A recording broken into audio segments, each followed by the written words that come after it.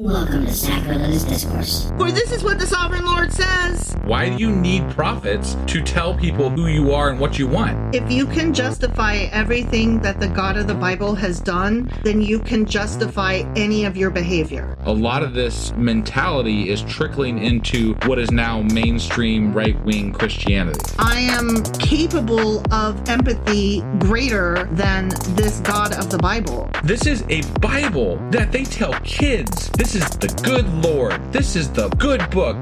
He is fantasizing about murder, mass murder. Head over to sacrilegiousdiscourse.com right now to find out how to leave us a review or support us on Patreon.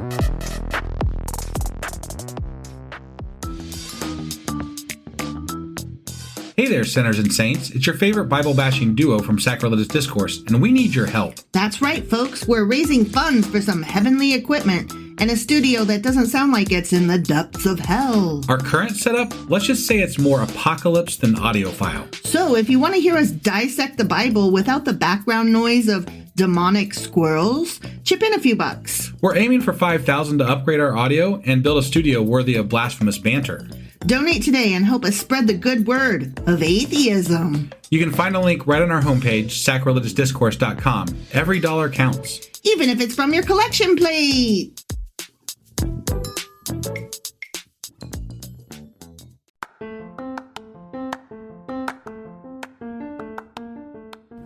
Welcome to Sacrilegious Discourse. I'm husband. And I'm wife. Together, we're reading the Bible for the very first time. We grew up without religion and wanted to know what all the fuss was about. Well, what have we learned so far? That God is a dick, and apparently some people believe in talking donkeys? We're not trying to pass ourselves off as experts. Nope, we're just reading the Bible for the first time and giving our first take reaction. If you'd like to join us in this venture, you might consider starting at episode 1. Otherwise, jump in wherever you like. All right, let's go read the Bible. Yeah, let's get to it.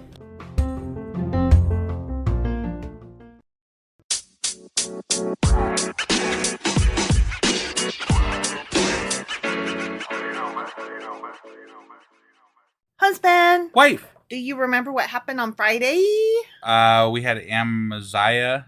Hooray for Amaziah! Right, that. And he kind of listened to the prophet at first by firing the mercenaries, but then he went all... He was also like, but what about my money, though? Right, yeah. And God was like, I'll pay you back, don't worry. That didn't happen, because he ended up being an asshole towards God. Yeah. And so then God was like, fuck you, basically. Because he worshipped other idols. Yeah. And so that was pretty much that chapter, I believe. Yeah, pretty much. He died. Yeah. I mean, because, you gotta stick with God. And he got brought back to the city of David on a horse with no name. All right. So that was 2 Chronicles Chapter 25. Sure as fuck was. And today we're going to be reading 2 Chronicles Chapter 26. Let's go do this. Okie dokie.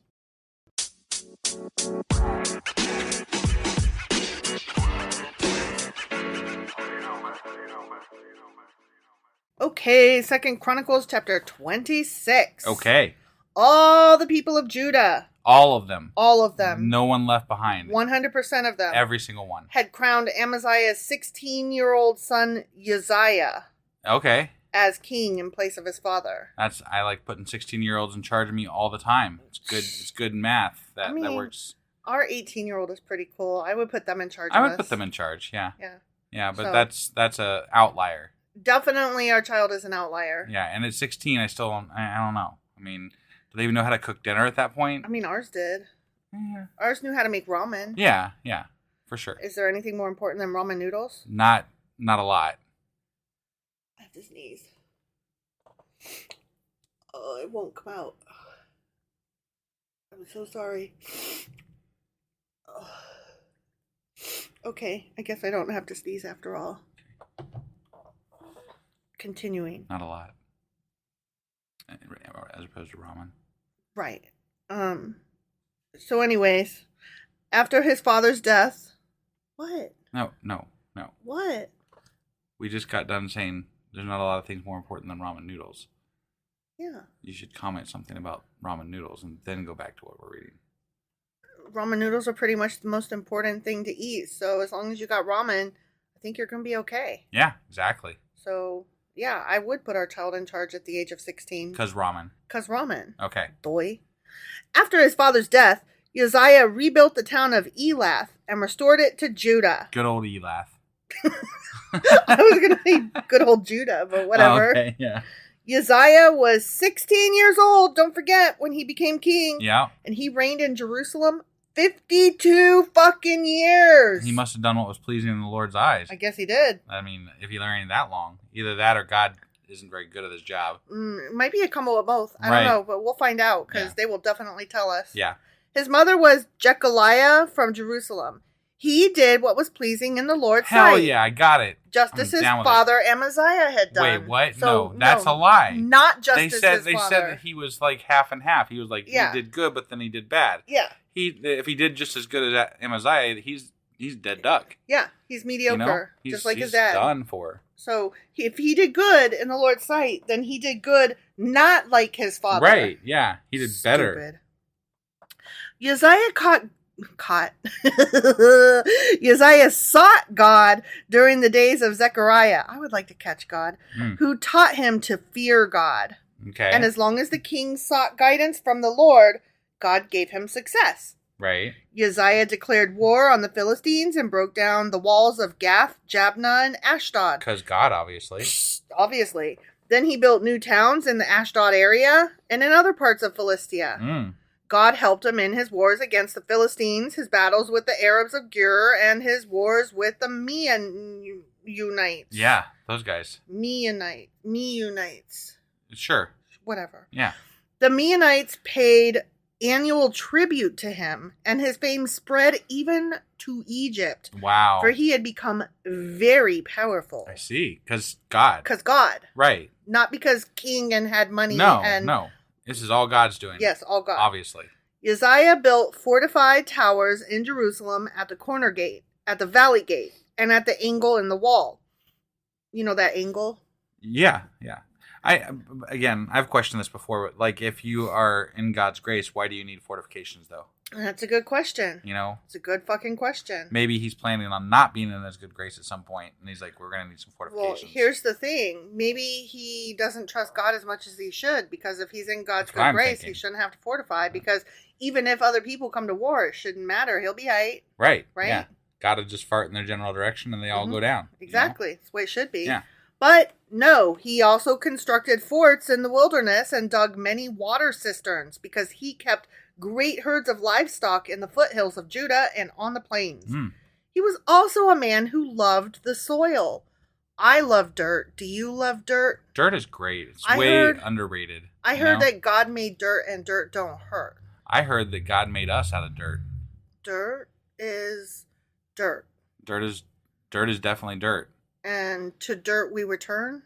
Sure. I don't know. Yeah. That's all I got. We're stretching here. He had many workers who cared for his farms and vineyards, both on the hillsides and in the fertile valleys. Okay. Uzziah had an army of well-trained warriors ready to march into battle unit by unit. This army had been mustered, and organized by Jael, the secretary of the army, and his assistant Maaziah.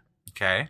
When I said you are mustard, it's because you put mustard on everything. I do. I love mustard. And you're always like, babe, we need to get more mustard. Because babe, mustard. Can you put mustard on the grocery list? Delicious. Hey, babe, don't forget to get more mustard. Because I need mustard. I know. That's why I said you're mustard. Yeah. Yeah. They were under the direction of Hananiah, one of the king's officials. These regiments of mighty warriors were commanded by 2,600 clan leaders. Okay. The army consisted of 307,500 men, all elite troops. Wow. Where does elite fall in line with capable? I would say that's very capable. Elite, very capable? to me, lends to very capable, yeah. Is it better than capable? Yeah, it's definitely better than capable. Or is it a degree of capability? I don't know. I'm going with very capable, though. They're at the very least They're very capable. Yeah. Okay. We need to create a chart, you know? We really do. So there needs to be, like, not capable. I think that... capable, and then very capable. Well, I think that capability should be the measure, you know, the unit. Yeah. And then it's just degrees of capability. Yeah. Yeah. How capable are you? And then you could, like, even stretch the thing to, like, go to, like, you could have, like, at the top of, after very capable, you could have, like... ultra capable? Or the 3, You know, The like, three. Are you the three? Beyond capable. Beyond very capable. Right. Yeah. And where's the 30? The 30, they would be ultra capable. They would yeah, ultra. Yeah, that'd be like above very capable, but not quite the three, right? Yeah. So okay. They were prepared to assist the king against the enemy. Uzziah provided the entire army with shields, spears, helmets, coats of mail, bows, and sling stones. Well, he's equipping them with more stuff than the other guys had done in the past. Yeah. And he built structures on the walls of Jerusalem designed by experts to protect those who shot arrows and hurled large stones from the towers and the corners of the wall. Wow, this guy sounds like he's really involved in building infrastructure and stuff. It sounds like he's really prepped for war, though. Yeah. His fame spread far and wide, for the Lord gave him marvelous help, and he became very powerful. Not those people that were really adept at building walls and stuff and fighting. Exactly. Yeah, it was the Lord. Mm-hmm. But when he had become powerful, he also became proud. Oh, man. So I guess he is just like his father. Yeah, he's got a little bit bad. Which led to his fucking downfall. Is that what it says? It says that which led to his downfall. Oh, okay. I added the F-bomb, yeah, obviously. But yeah, it says which led to his fucking downfall. Got it. He sinned against the Lord his God by entering the sanctuary of the Lord's temple and personally burning incense on the incense altar. Whoa, man. You don't burn incense on the Didn't you learn anything from Aaron's sons? God. Shh. Azariah the high priest went in after him with 80 other priests of the Lord, all brave men. They confronted King Uzziah and said, excuse you, it is not for you, Uzziah, to burn incense to the Lord. That is the work of the priests alone, the descendants of Aaron, who are set apart for this fucking work. Get the fuck out of the sanctuary, for you have sinned, asshole.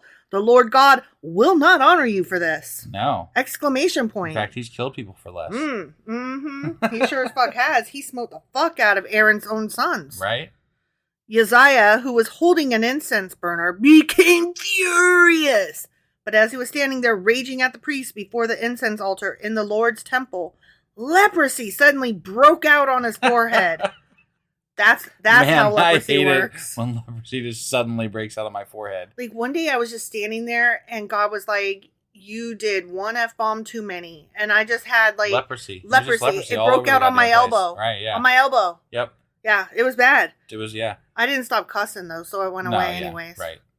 When Azariah, the high priest, and all the other priests saw the leprosy, they rushed him out. They were like, get that nasty shit out of here. Ooh, don't touch him. He's unclean. Yeah, unclean. And the king himself was eager to get out because the Lord had struck him. I mean, yeah. So King Uzziah had leprosy until the day he died.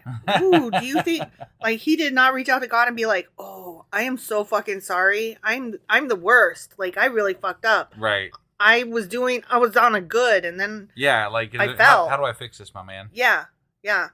I guess he didn't do that. No, but if you have leprosy, you're not supposed to be allowed into any, religious things, and you're going to be like sectioned off outside of town in a leprosy camp. He lived in isolation in a separate house, for he was excluded from the temple of the Lord. Damn. His son Jotham was put in charge of the royal palace, and he governed the people of the land. Wow. The rest of the events of Uzziah's reign, from beginning to end, are recorded by the prophet Isaiah, son of Amoz. Okay. Damn. Interesting. When Uzziah died, he was buried with his ancestors. His grave was in a nearby burial field belonging to the kings. Ooh. For the people said, his ass had leprosy. And his son Jotham, became the next king. The end. Interesting. Wow. So they didn't even bury him with the kings. No. He was buried in a fucking field. Really, the only thing that he, according to this version right here, the only thing he really did wrong was to light incense, not being a priest. Mm-hmm. And then God was like, fuck you, leprosy. Everything good that you've done is undone. Yeah. Don't even care. And there's no fixing this. Sorry. Right. Yeah. There's no apology. Right. Wow. And you're struck. Yeah, I guess so. You're right. I mean, well, he seemed less bad than his father. Right. I mean, I'm just by tears of bad. His father was buried in the city of David. Yeah.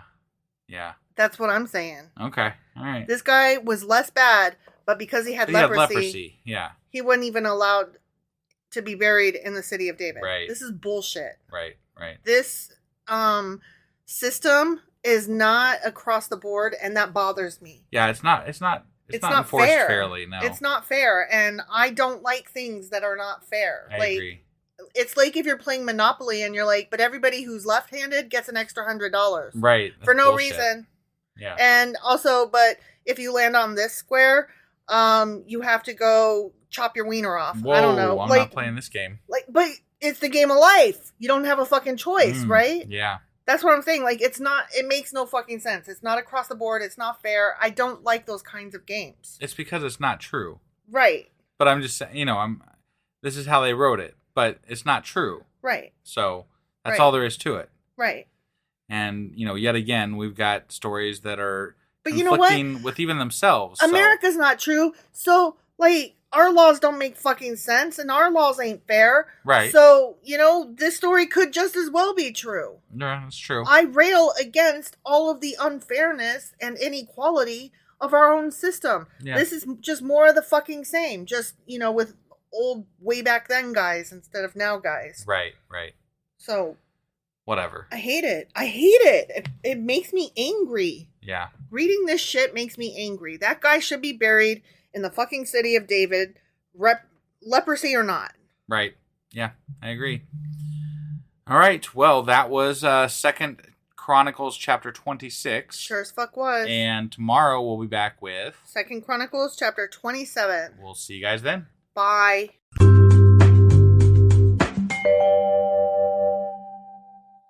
Husband. Wife. Do you remember what happened yesterday? Yeah, Uzziah reigned, and he got kind of shit on by God, in my opinion. Yeah, he did. Because he was, really good. Most of his life. Biblically good. Right. Most of his life. And then he decided to not listen to a prophet, one time, and then God's like, fuck you, leprosy. Yeah, fuck you, leprosy. Right? How many shitty things have other kings done? And God's like, just do better, man, come on. Right. And it wasn't like, fuck you, leprosy. It was, fuck you, Uzziah. You get leprosy. Right. Yeah. 1, 2, 3, go. Rest of your life. The rest of your life, and you don't get to be buried where the good kings are. Right. Because leprosy. Okay. I know. It's all a mixed bag. There is no, consistency. No. The punishments are not consistent or fair or just or anything. I'm just not sure what we're supposed to learn here. I don't think we're supposed to learn shit. I think the Bible is crap. It is crap. And I don't believe that, I don't know. I don't believe that if there was a God that he would be this silly willy-nilly. Right. I really just think that these are a bunch of stories that people have thrown together. And maybe based on real events, possibly, I don't know. Sometimes, every once in a while. And they're just attributing, acts of God to certain things. And they're like, well, that sounds good. Let's throw that in there. That's God. And then every once in a while, they're like, and you should learn your lesson. And I'm like, but what? Which lesson? What fucking lesson are we supposed to learn? The one where you can have thousands of wives and worship other things, and then all of a sudden you decide to be good one day, and God's like, okay, whatever. Or the one where you decide to be bad one day, and you're like, fuck, God just killed me or leprosy. And it's kind of like, yeah, I didn't need a book to tell me that life ain't fair. Right? I got that one all on my own. Check out my life. All right. Well, that was 2 Chronicles chapter 26. It sure as fuck was. And today we'll be reading 2 Chronicles chapter 27. Let's go do this. Okie dokie.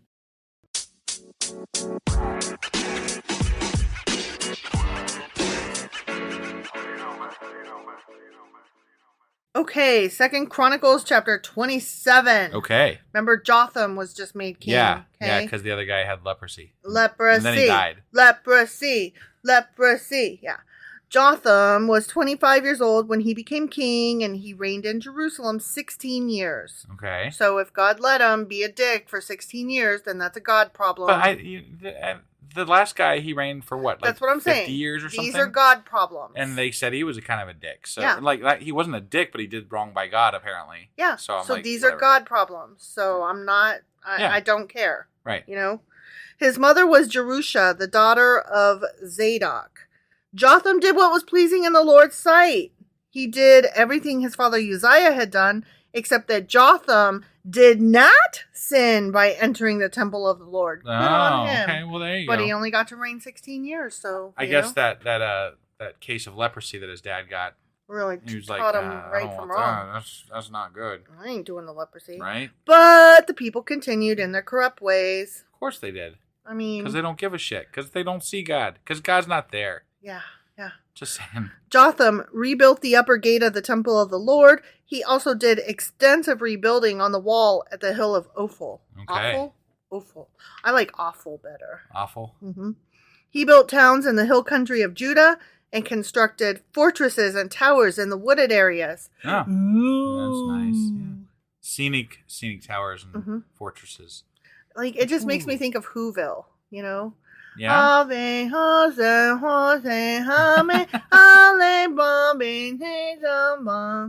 that what they sing? Something like that, yeah. That's pretty close.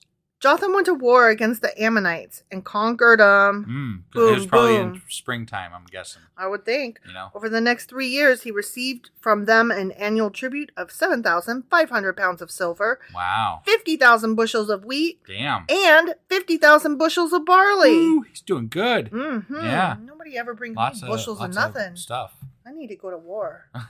This spring, let's put on our galoshes and go to war. Yeah. Who's with us? We need Wait. Did that just sound like I'm inciting a coup? Because no. I'm totally not. No, Never mind. Nothing. Yeah. No war. Nothing. No war. Yeah. Put your boots away. Right. King Jotham became powerful because he was careful to live in obedience to the Lord his God. Good on him. The rest of the events of Jotham's reign, including all his wars and other activities, are recorded in those fucking books. Those fucking books. Wait a second, though. Mm-hmm. He only reigned for 16. He was 25. Mm-hmm. He reigned for 16 years, which would make him like 41 when he maybe died. 36. Yeah. But like, yeah. They're just like, he did a few things and he was good, and then he died at the end. Then Yeah. read the other books for the rest of the information. Yeah. But he didn't do anything too special. Like, if he was so good in God's eyes, then why didn't he reign longer and also live longer and have more recorded in this book? It feels instead like of those books. It feels like God doesn't really matter as to the length of your reign or anything. He just decides that he's going to punish whoever he wants to punish, and then even if you aren't being punished, you still quietly die. Yeah. Like this guy reigned for 16 years, and they're like, oh, he was a good king. Yeah. And but now we're gonna move on now. Yeah. Anyways, next. Next king. Yeah. Like, wait, what happened to him? It was very silly, willy-nilly. They might say that he died in the next chapter, maybe. I don't know. He was 25 years old when he became king, and he reigned in Jerusalem 16 years. So 25 plus 16. Yeah. Okay. And then he died. But they didn't say how, right? When Jotham died, he was buried in the city of David. That's all we get. He got to be buried in a good place, I guess. And then his son Ahaz became... Ahaz. I kind of like Ahaz better. Ahaz became the next king. The end. I mean, okay. What? Like, yeah. No, I mean, if you're good with God, what could have possibly happened that you died after 16 years and 41 years of age? Yeah. What could have possibly happened?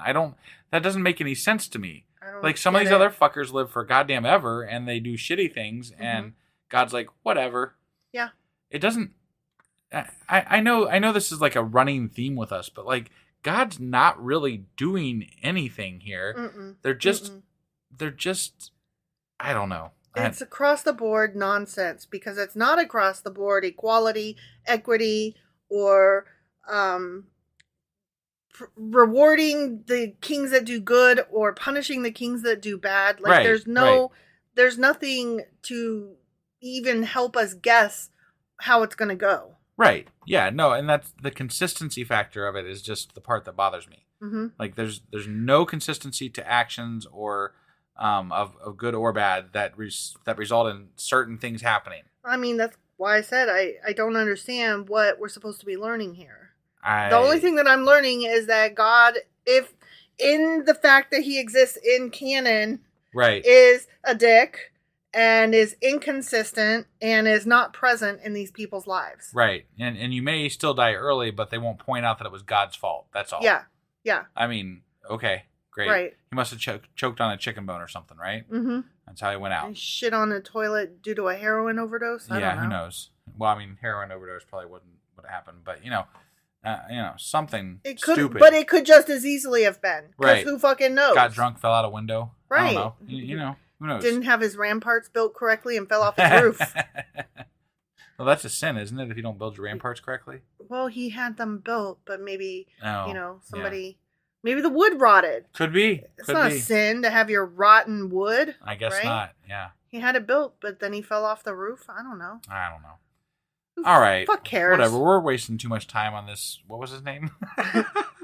His name was Jotham. Jotham. I mean, he only reigned for like a second, so. I guess. Bye, Jotham. Right. On to the next. Yeah. Just let us never forget. We're just trying to read the Bible here, guys. Hey, it is what it is. Got another chapter done. Whatever. That was 2 Chronicles chapter 27. Sure as fuck was barely. And tomorrow we'll be back with 2 Chronicles chapter 28. And just so you know, we're headed towards the end. Oh. Because there's only 30 some odd chapters in this Bible. I'm liking this book. In this Bible. In this book. I'm liking that because I'm getting sick of reading the stuff we already read back in Kings. I know. We were just talking about it like, this is so painful. So, yeah, it hurts. It's it hurts tiresome. to read it. It's tiresome because we're like, sorry, we're being repetitive. I know. We feel bad. We're like, we already read this shit. Sorry. We're like, don't hate us. It's not our fault. Sorry. But we're just reading the Bible.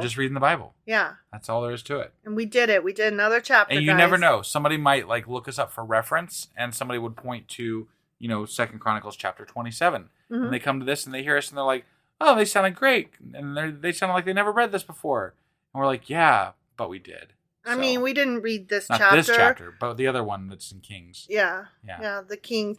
Yeah, if you're just tuning in now, this is all a rehash of things that happened in 1st and 2nd Kings. Yeah, sorry. Sorry at ya. Right. So you could read this or Kings and probably get the same thing, except for the Chronicles guy is a little bit more up David's lineage's ass and God's ass. All right. Anyway, that was 2 Chronicles chapter 27. And we'll be back tomorrow with 2 Chronicles chapter 28. We'll see you guys then. Bye.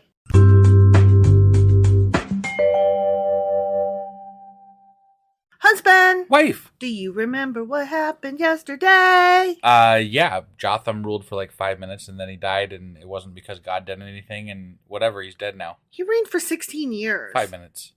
No, the chapter was only 5 minutes. Okay, 6 minutes. Oh my God. Yeah, and then he was good most of the time, and so he got to be buried in the city of David. The end. Yeah, but that was the whole fucking chapter. He had one of the shortest reigns of all the kings so far, and he was one of the good ones. So it's through and through, right? It's almost like it doesn't even fucking matter what you do. No, it doesn't matter. You're still gonna get it. In the end anyway. Might as well just worship the Asherah poles and all that shit because you're gonna live longer apparently. That's what I'm taking from this. Yeah. So whether you are a complete and utter asshole, right, or whether you are the best, most God-fearing person ever, you're still gonna get it from certain assholes. Yeah, I mean, like the last guy, he had leprosy, but he got to live longer.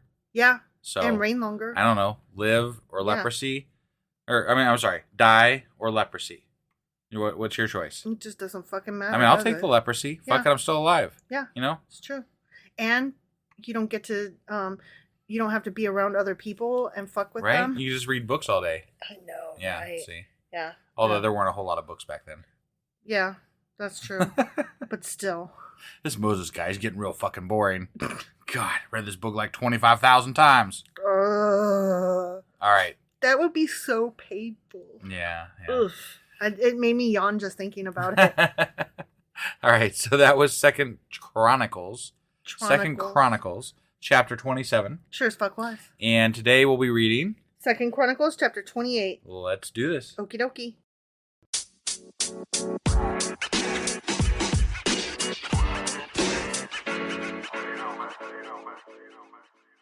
Okay, 2 Chronicles, chapter 28. Okay. Here we go. Okay. It's about that kid Ahaz. What's he has? He has life and he has kingship. Yeah. Okay. Yeah. Okay. He was 20 years old when he became king. When he dies, can we say he's a has-been? I think you said that the last time around. Seriously? God damn it. Yeah, I think you did. Why? We got to get out of this Chronicles. Right? Yeah, this is ruining me. All our jokes are old and ruining me. Bad. So anyway, he was 20 and he reigned in Jerusalem 16 years. Another 16 years, huh?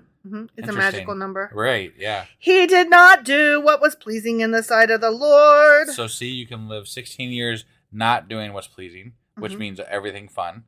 Or you can do everything pleasing. Not everything. I mean, killing people isn't fun. No. That's dumb. You shouldn't do that. I mean, there's certain... Whatever. I'm just saying, like, it seems like people that do the bad things, sometimes they have a little bit more fun. So, 16 years good or 16 years bad. Either way, 16 years and you're done. Look, all I want to know is worshiping Asherah poles, like, is that really so bad? I mean, I don't know what's involved in worshiping Asherah poles. I know that. So. I'm like, what does it involve? Right. Like, I want to get my tarot read this year. Is that equivalent to Asherah poles? I mean, tarot readers would get stoned in the street. Yeah. So, I mean, yeah, I guess that's bad. So, I couldn't have ruled for 16 years? I mean, if you were king, they are going to listen to you until they don't. And then somebody, I mean, whatever, somebody's going to kill you. I'm just saying. Or you're going to die. It wouldn't make that big of a difference. Like Rotfoot or something. But it wouldn't make that big a difference. Yeah, no, not that big. Okay, so anyway, he did not do what was pleasing in the sight of the Lord as his ancestor David had done. Instead, he followed the example of the kings of Israel. Oh, but some Israel, of them were tooey. Just the last one was good the whole time. I know. His dad was good the whole time. Yeah. You're saying the kings of Israel. You're just lumping them all into one group. No. We're talking about Judah right now. Yeah, that's right. Yeah. I'm sorry. I apologize. I know. You did what I always do. Like Israel, it sounds like they should be the team we're rooting for, right? Yeah, no, I messed up. Yeah, so we Israel forgot. Is the other group. This is the Judah group. Right? Yeah. Sorry, my bad. He cast metal images for the worship of Baal. Bad boy. Baal. I want some metal images of Baal. I think that would be badass, if I'm being honest. I mean, seriously. Yeah. Yeah. He offered sacrifices in the valley of Ben Hinnom. Okay, I don't like that. Even sacrificing his own sons in the fire. No, I ain't doing that. No. Not good. No, I'm not about that. No. The only thing I want to sacrifice is like an incense stick. I could spare, like, if we got to get rid of Trump, I could spare, Stop it. No, I'm not even doing a murder. No, I didn't say, I said, if we had to spare somebody, like. No, I'm not advocating for that. Okay. I'm not. Right. I'm not even a little bit having that come back on me.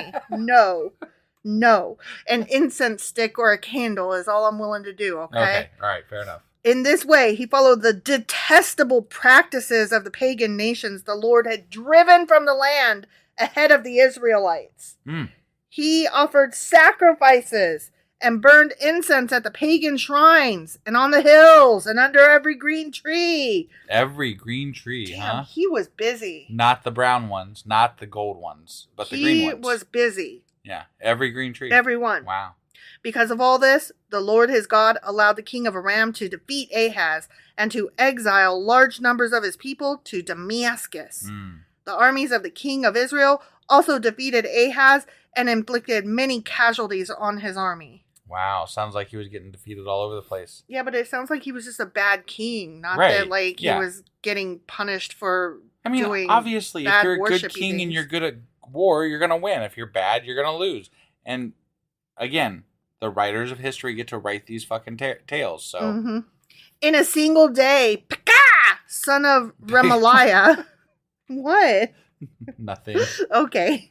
You're not going to call me out? No. Okay. Whatever. Okay, in a single day, Pekah, son of Remaliah, Israel's king, killed 120,000 of Judah's troops. All of them experienced warriors because they had abandoned the Lord, the God of their ancestors. Yeah. Except that had they really, they're just following their fucking king. They're doing what the king says. Yeah. They're going to get in trouble if they don't. The way I've seen it, they've never really fully embraced the Lord. So, I don't, whatever. They embrace the king is what they do. Yeah, because that's who's in charge, and that's who's going to kill him. Yeah, exactly. Then Zikri, a warrior from Ephraim, killed Maaziah, the king's son. Oh, man. Azrikam, the king's palace commander, and Elkanah, the king's second in command. Damn. The armies of Israel captured 200,000 women and children from Judah and seized tremendous amounts of plunder. I'm counting this, and there's like, they've already gotten rid of like hundreds of thousands of their people. Mm-hmm. Like, who the fuck's left? I don't know, but they seized tremendous amounts of plunder, which they took back to Samaria. I think there must be like 5 people alive left now. Probably. That's what it seems that like. Sounds about right. Yeah. Yeah. I did a count, and that sounds about right. Maybe 6. I don't know. Mm-hmm, mm-hmm. Yeah. But a prophet of the Lord named Obed was there in Samaria when the army of Israel returned home. Okay. He went out to meet them and said, okay, wait, this is Israel. Yeah, Israel. Okay. He went out to meet them and said, the Lord, the God of your ancestors, he was angry with Judah and let you defeat them, but you have gone too far, killing them without mercy. And, all heaven is disturbed. And now you are planning to make slaves of these people from Judah and Jerusalem. What about your own sins against the Lord your God? Listen to me and return these prisoners you have taken, for they are your own relatives. Watch out, because watch out. We're good with you killing them. Yeah. Going to, war with them. Mm-hmm. But you can't enslave them. Yeah. Sorry. Yeah, put them back. That's one step too far. Put them back. Kill them all day, but, yeah, no enslaving them. Watch out. Because now the Lord's fierce anger has been turned against you.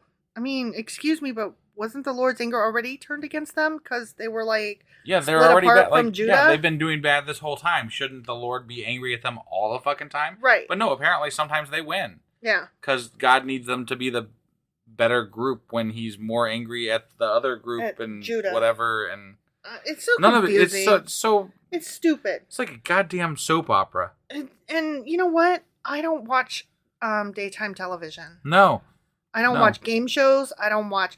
Oh, remember this would be like the Days of Our God, right? The Days of Our God, or One God to Live. Right. Yeah. Yeah. General God. There we go. Guiding God. Yeah. Do you remember all of those law shows? Like the one like Judge Judy and oh yeah. I never watched them because they made as a teenager, literally as a teenager, they made me angry. Yeah. And who was that one guy where you would go on to get your paternity tested, like you're the father. I mean, there was Jerry Springer. Like, all of my friends loved fucking Jerry Springer. They loved that show. And it burned me up. Like, I would get so angry if that show was on. I would have to turn it off. I couldn't. It was... I hated all of those shows. To me, they were just, like, the epitome of stupidness. And now here I am as an adult, and those kinds of shows are still on. And, like, I still judge people that watch them. I get it. Like, why do y'all watch that kind of TV? Why? I mean, sometimes it's just fun to watch some trash. Okay, and I know, because then I'm like, okay, but like sometimes I read trash books and sometimes I listen to trash music, and we all like trash, and like I try to remind myself, like we all consume garbage, and who gets to be the arbiter of which garbage is better than others? I know. Ooh, you know what? We all get to be the arbiter of ourselves for what is garbage and what is not. It's true. Right? Yeah. Well, I hate reality TV and so I'm just much. as guilty as you are. We've talked about it before. I am a fucking snob for music. You are a snob and a half for music. Yeah. And, I think that's like just at least half of why I love Britney Spears and the like. Because you just go against me? Yeah. Oh, okay. Because you're such a fucking snob about it. Yeah. And you know what? Some of Britney Spears' songs, they smack. They slap. They slam. I mean, Toxic's pretty damn good. They boom. That song is good. I just... You're toxic. Look, and I'm sitting here talking on a podcast with you, and your husband, me. I know, you pulled that out. I just admitted that Toxic is pretty good. It is a good on song. A podcast. I know. With other people listening. Yeah, it's true. So it's true. I don't want you to say that I've never said anything good. I won't. About your Britney. Okay, you also, with regard to Taylor Swift, you also You're like pushing the your song. luck now. You like the song Blank Space. That's a good song. Yeah. And it's a good video. Yeah. That is a good one. Yeah. Okay. Mm-hmm. Anyways, moving on. Yep. Okay. Then some of the leaders of Israel, Azariah, son of Jehonanan, Berechiah, son of Meshillemoth, Jesus Christ. Jehizkiah, son of Shalom, and Amasa, son of Hadlai, All them guys Yeah. agreed with this and confronted the men returning from battle. Dude, you must not bring the prisoners here, they declared. We cannot afford to add to our sins and guilt. Ugh, our guilt is already great. They know they're like, yep, we sin, we suck over here. We're You better bad. not add to it. Stop, we're bad. Our guilt is already great. And can only be this bad, not that bad. I know, the Lord's fierce anger is already turned against Israel. Good, stupid face. So the warriors released the prisoners and handed over the plunder and the sight of the leaders and all the people. Oh my God. Yeah. Seriously? You just handed them back their people? That exactly happened. Wow. I believe you.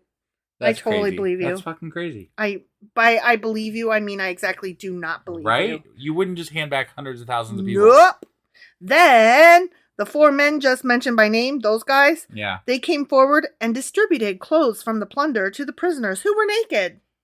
I mean, for no reason. Other than nudity is always funny. How do they all end up? It says they're naked, right? It says they were naked. Okay. How do they all end up naked? Why are they naked? Why do you think? Because they were probably raped before they got there. Probably. I mean, that's my theory. Yeah. Based and also on because biblical things. And it's humiliating. Yeah, and that too. They love humiliation. They provided clothing and sandals to wear, gave them enough food and drink, and dressed their wounds with olive oil. Suddenly they loved them. Yeah. They put those who were weak on donkeys and took all the prisoners back to their own people in Jericho, the city of palms. Damn. And then they returned to Samaria. Oh, sorry. Sorry I tried to kill you sorry about that whole raping and pillaging. Yeah. Here, go. Get on the road. Go back home. Sorry. Don't kill us as much, God. Thanks. Yeah. At that time, King Ahaz of Judah asked the king of Assyria for help. He was like, yeah, my peeps are coming back home, but I'm still, yeah. I'm not done being mad. The armies of Edom had again invaded Judah and taken captives. Ah, shit. And the Philistines, my God, they had raided towns located in the foothills of Judah and in the Negev of Judah. God, he's getting attacked by everybody. He's getting it left and right. Oh, this is so bad. They had already captured and occupied Beth Shemesh, Aijalon, Gedereth, Soko with its villages, Timnah with its villages, and Gimzo with its villages. I feel like Beth Shemesh is like in every fucking story we've read. It is. Like it must be like this central like fighting point there or something. It is. So it's like a really cool city, like Beth right Shemesh, in the middle. What's up, man? What's up, Beth We're gonna take you, and then we're gonna take you back, and then we're gonna take you again. To the left, to the left. The Lord was humbling Judah because of King Ahaz of Judah, for he had encouraged his people to sin and had been utterly unfaithful to the Lord. Well, yeah, he sacrificed his sons in fire to Baal. Yeah, that's pretty fucking gross. Yeah. Pretty much shows no regard for the belief in God. Yeah, he did a big bad. He was the baddest bad. Because if you believed in God, you wouldn't even come near doing that. Right. At least just that's my theory. It's not just that he picked a different God, I like this one better. He said, I exactly don't even believe in you. Right. He said, fuck you, Yahweh. You don't even exist. Baal is my God. Yeah. So, when King Tiglath-Pileser of Assyria arrived, he attacked Ahaz instead of helping him. Ahaz took valuable items from the Lord's temple, the royal palace, and from the homes of his officials and gave them to the king of Assyria as tribute. But guess what? What? This did not help him. Just so you know. Yeah. Even during this time of trouble, King Ahaz continued to reject the Lord. I started to say to direct the Lord, but he did not direct the Lord. Like, the guy just came to conquer you, and then you gave him stuff so he didn't kill you. Yeah. And you're like... Still and fuck he Yahweh. Still doesn't believe in God. Which means that he may not even fucking know about God, because... Yeah. I mean, if there was a choice... Right. There is no choice, because if there was a choice between, I can have it all... and everything will be fine. Or I can put my sons in a fire and dance on a sheriff and get shit for it and get killed. And get punished. The choice is pretty fucking simple. Yeah. Like, there is no choice there. Right. If the choice is between winning and killing your sons in a fire, you're going to go with winning. Yeah. I don't care who the fuck you are. Exactly. So there wasn't a choice. They don't give a fuck about God. God wasn't an entity that they even cared about. No. No, not at all. Maybe they didn't hardly even know about them. Right. That's what I'm thinking. So, Yeah. Go God, you're awesome. You just don't... They're acting like this was a choice. Right. That's not a fucking decided choice. wrong. He picked the wrong square on Jeopardy. Yeah. He picked the wrong box. Did you love it when somebody, like, on Jeopardy, they picked, like, the $1,000 box, like, right off the bat? Like, you know how they jump the gun, right? They jump to the bottom. And then they don't get the question right. Oh. And I'm like, ha ha. No, it makes sucks to be you. It burns me up. I'm like, you skipped to the bottom and then you didn't even know it, you dumbass. Like as though I knew it, and I didn't. No, I didn't. But I'm like, it makes me feel good, kind of, inside a little and it bit. makes me mad at them because I'm like, maybe you should have worked up to that and seen what the category was actually about. Yeah, you gotta warm up. Yeah, gotta get those easy ones in. Mm-hmm. He offered sacrifices to the gods of Damascus, who had defeated him, for he said, since these gods help the kings of Aram, they'll help me too if I sacrifice to them. I mean, at least that sounds a little bit logical. Right. Those guys beat me. Let's worship their gods. Yeah, that makes sense. Yeah. I could buy that. Right. But instead, they led to his ruin and the ruin of all Judah. Those gods sucked. Fuck those gods. Yep. The king took the various articles from the temple of God and broke them into pieces. He shut the doors of the Lord's temple so that no one could worship there. And he set up altars to pagan gods in every corner of Jerusalem. It sounds to me like he's like, every god ever, any god ever. Help! Help! But not Yahweh. Right. Every god but Yahweh. Yeah. I mean, he saw what happened to his dad.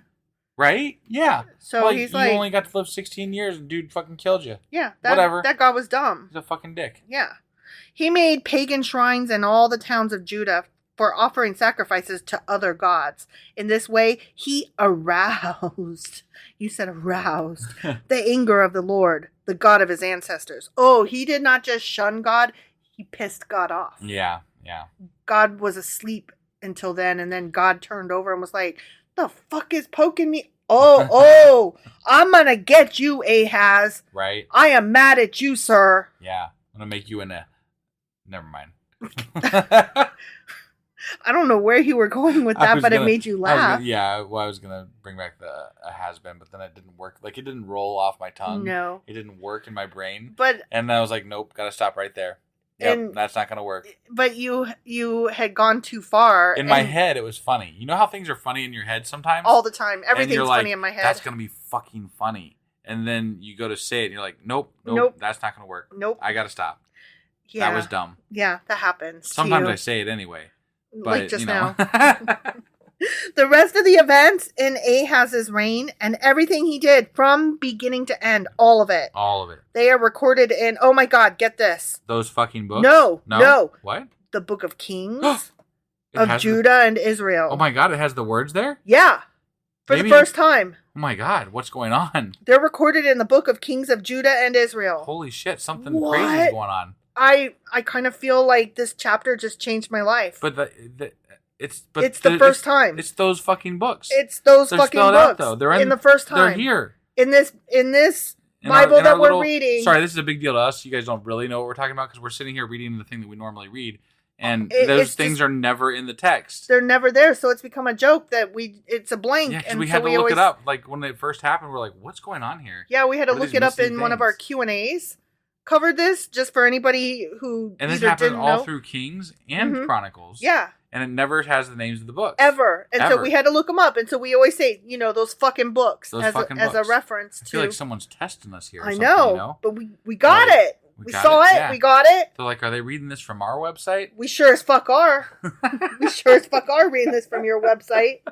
Well, now they know, I guess. I guess they know. Yeah. Well, I mean, what you gonna do? Get a fucking cease and desist letter now. Whatever. I'll read the Bible from somewhere else. It's the fucking Bible. Yeah, I know. It's the word of God. It belongs to no man. That's what I've been told. Exactly. And I will take that to fucking court. Hell yeah. These words belong to no man. They belong to God. That's what I've been told. Otherwise, I want this court to say that it is not the word of God. Preach. And therefore, it is not copyrighted. So, pick one and get there. You can't have it both ways. That's all I'm saying. Yeah. Okay. So anyway, they are recorded in the Book of Kings of Judah and Israel. Well, that's pretty amazing. Okay. Yeah. Yeah, that's where they are. Okay. When Ahaz died, he was buried in Jerusalem, but not in the royal cemetery of the kings of Judah. You know why? Because he was a dick. He was a fuckface. I mean, yeah. to God. Right. Yeah. Not that I give a shit, personally. Right. Then his son Hezekiah became the next king, the end. All right. Okay? Yeah. That happened. It did. So that was 2 Chronicles chapter 28. Sure as fuck was. And tomorrow we're going to be back with 2 Chronicles chapter 29. We will see you guys then. Bye. Bye.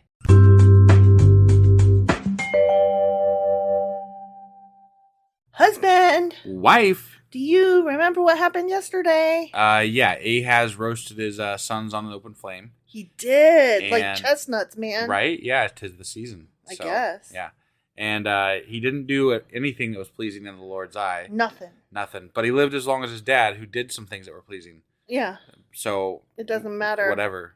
Yeah. It fuck cares. Yeah. You know. Worship Yahweh. Worship Asherah. You do you, man. Yeah. You do you. Yeah. Because But don't kill your kids. Yeah. Don't. But, yeah. But not. No. You doing you means do you. Don't do your kids. Don't. I mean, in more ways. Yeah. Don't. Yeah. Yeah. Just don't do that. Don't be bad, but not because you're scared of ending up in like some scary dark place. Right. There's being godly, which is stupid. Mm-hmm. And then there's being, not godly, but not a murderer, which is cool. Yeah. Just be a decent person. Be somewhere between not godly and not a murderer. Right. Definitely not on the further end of that scale. I mean, really, Wheaton's law applies here. Don't be a dick. Right. Yeah. God's definitely a dick. God is definitely a dick. We haven't said that enough lately. Well, God does not follow Wheaton's law. Obviously. So anyway, that was he got aroused last he sure episode did. Too. God got aroused. Yeah. I mean, that was a thing. Yeah, that was a thing. Right. So that was 2 Chronicles chapter 28. It sure as fuck was. And today we're going to be reading Nice Chronicles. 2 Chronicles chapter 29. Let's go do this shit.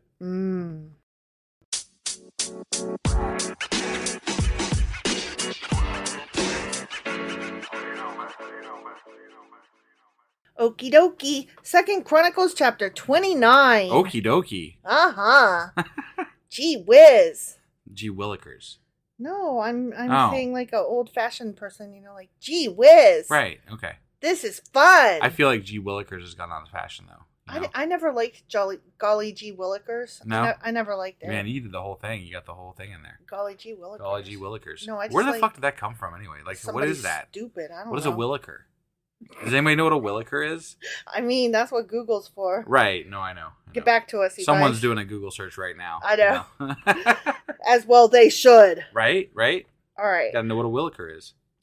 Hezekiah, not a williker, was 25 years old when he became the king of Judah. Okay. And he reigned in Jerusalem 29 years. Damn, compared to the last two, that's forever. Right? Yeah. His mother was Abijah, the daughter of Zechariah. He did what was pleasing in the Lord's sight, just as his ancestor David had done. Well, we're going all the way back to David now. Back to David. I love it how sometimes they're like, this person in between, they were just as good as them, but then sometimes they go all the way back to David, and like they bounce around to who they compare them to. And it's like, why are we comparing them to this person this week? Yeah. I don't get it. This guy must have been awesome. There must be a scale of how good and how bad these kings were, right? Like, that's where we're missing the scale. We need like a king scale for good versus bad. How right? David are you? Who was the guy that was the really bad one? How Jehoshaphat are you? Jehoshaphat. Wasn't he one of the bad ones? He was one of the bad ones, but he wasn't the bad one. How Israel are you? How Israel right? are So you? Like from David to Israel, how bad are you? Exactly. Right? Yeah. Yeah, I like that. Yeah. I got to come up with a scale. Yeah. Like for the ones that like started out good, but then in like their last year, they were suddenly like, just kidding, I'm the worst. Right. Okay, that was it for that little section. Okay. 2 sentences. That was it. Yeah, huh? and now we're going to talk about Hezekiah and what he does. Okay. Okay? Yep. In the very first month of the first year of his reign, Hezekiah reopened the doors of the temple of the Lord and repaired them. Getting started early. Mm-hmm, He's got to get that. He's got to get in with the Lord right off the bat. Yeah. I mean, it's good. It's good, Yeah. Because his father had totally fucked all that shit up. Right. He had closed them doors. Apparently, this guy is one of the sons that he didn't sacrifice to Baal. Oh, yeah. Wait. So. What the what? It said he threw his sons on the fire. Yeah, Wow. but maybe not all. He had to save one at least. I guess he saved one for the sake of the hereditary the reign. whatever. Yeah, you got to pass that shit on to somebody. Yeah. Okay. So yeah, he opened the door and repaired them. Right. Or he repaired them and then opened the door. I don't know. I don't know either. Whatever. He summoned the priests and Levites to meet him at the courtyard east of the temple. He said to them, "Listen to me, you Levites." You Levites. I love it when he says that, or like when any of them say that. "Listen to me, you XYZs." Right, it sounds like such an insult or it something. Does. Like, okay. "Listen to me, you husband." Like, does that sound like I'm about to say something friendly. good? No, it does not sound friendly. It's kind of like if I said, "We need to talk." Right. Like, only that's nicer though. But that never bodes well. Never bodes well, but that's still nicer. If I came up to you one day and I was like, "Honey, we need to talk." When you say you whatever, that's not good. No, okay, look, that's anger. That's if I said, "Honey, we need to talk." That means that like there's something serious, we might be getting a divorce. But if I just said, "Listen to me, you husband," that means I'm really tired of you not taking out the goddamn trash. Right. I'm not going to divorce you or anything, but you husband, I'm really upset. Right. Yeah. But we need to talk. Yeah. You never know if that was just the last time that non-trash taking out thing, like it was too many. Yeah. It was too many and we need to have a chat. Mm-hmm. Yeah. Like literally though, what would you do if I said that? I don't think I've ever said that to you. I don't know. I would lose my shit. I'd probably laugh, but if you came up to me and were like, "Wife, babes, we need to talk." Yeah. I think I would cry. Like before so? you said anything, I think I would be like, "Oh my God, what? What happened? What did you cheat on me? What's happening? God. What?" Okay, sorry. Anyway, back to the story. Okay, yeah. Like never say that. Never. Ever. Yeah. He said to them after, he the said, Levites, you Levites. "You Levites, listen to me, you Levites. Purify yourselves and purify the temple of the Lord, the God of your ancestors. Remove all the defiled things from the sanctuary. Our ancestors were unfaithful, and they did what was evil in the sight of the Lord our God. Mm-hmm. They abandoned the Lord and his dwelling place. They turned their backs on him. They also shut the doors to the temple's entry room." Oh my God, not shutting the doors. And that's horrible. Why would you shut the doors? You know what else they did? What did they do? They snuffed out the fucking lamps. Oh my God, not snuffing out the lamps. You know what else they did? What did they do? They stopped burning incense and presenting burnt offerings at the sanctuary. Fuck, how do you stop burning incense? That's crazy. This is some crazy shit. These people are insane. They should burn in hell. At the sanctuary of the God of Israel. Could I finish my sentence here? Sure. That is why the Lord's anger has fallen upon Judah and Jerusalem, he continued. Okay. He has made them an object of dread, horror, and ridicule, as you can see with your own fucking eyes. Right. Because of this shit, our fathers have been killed in battle, and our sons and daughters and wives have been captured.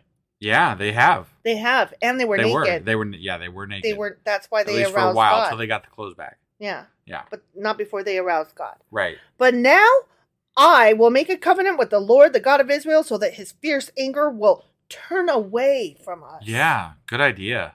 My sons, do not neglect your duties any longer! Exclamation point. Just out of curiosity, how do you think that they are aware that this is God's anger? Did somebody just tell them this? Did God come down and tell them? They found a copy of the book. But how do you determine that it's God's anger? Just anything that goes wrong? Yeah. But then why do people turn away from God? And why do some people, why do they never worship God except for every once in a while? I don't know. It doesn't make any sense. You could ask that question today. Right. I mean, I do not understand the ins and outs of it. Okay. So, I don't know. I'm just trying to figure it out, Ask a Christian. Ask somebody who's Jewish. I don't want to ask a Christian. They never give me good answers. Ask somebody who's Jewish. They might give you a better answer. They might, actually. Yeah. I literally don't know the answer to that question. Okay. All right. The Lord, he continued, has chosen you to stand in his presence, to minister to him, and to lead the people in worship and present offerings to him. He chose you. Yeah. He chose y'all. Right. Yeah. Because they were born Levites. Yeah. So they were chosen many, whatever, generations ago. I love being born to the right family. Right. Oof. Yeah. Imagine if you don't get born to the right family. Man, that sucks. You might end up living in the Midwest, Ohio. Right? Like, what if you were born family. into an Indian family in like the Bronze Age? Then you wouldn't know that God's punishing you because you've never heard of the fucker. Because you got born on the wrong place. Right, you were born in the wrong place. Why did you get born in the wrong place? Stupid. That was dumb of you. Why did you do that? You should have been born better. Right. My goodness. You gotta try harder. Make better choices, stupid. Definitely. Then these Levites got right to work. Did they? They right did. To work. They got right to work. Okay. From the clan of Kohath, Mahath son of Amasai and Joel son of Azariah. From the clan of Merari, Kish son of Abdi and Azariah son of Jehalelel. Well, you try to say there's lots of L's in there. Just move on along. From the clan of Gershon, Joah son of Zimmah and Eden son of Joah. Joah and Joah made Joah. From the family of Elizaphan, Shimri and Jael.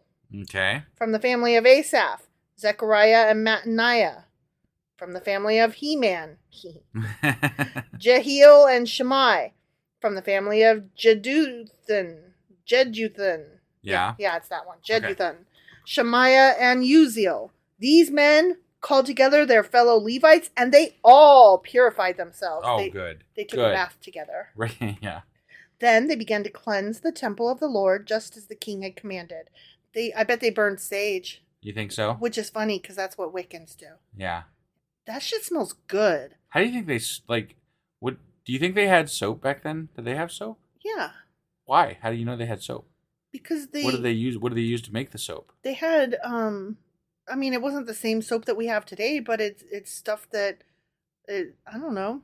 Oh, okay. They had soap. I thought maybe they were just throwing water around and scrubbing things down with water. It was like a scrubby sand kind of soap or something. You think and so? It probably had flowers and stuff in it.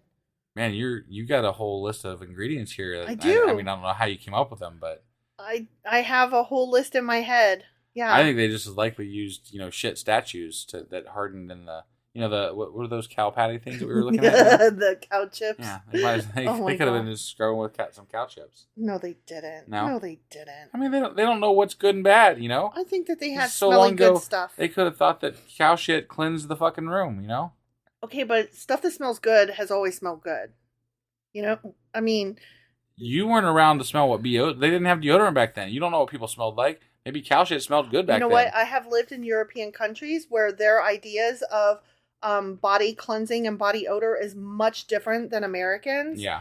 And I don't want to be disparaging and say they stink. They have a very different it's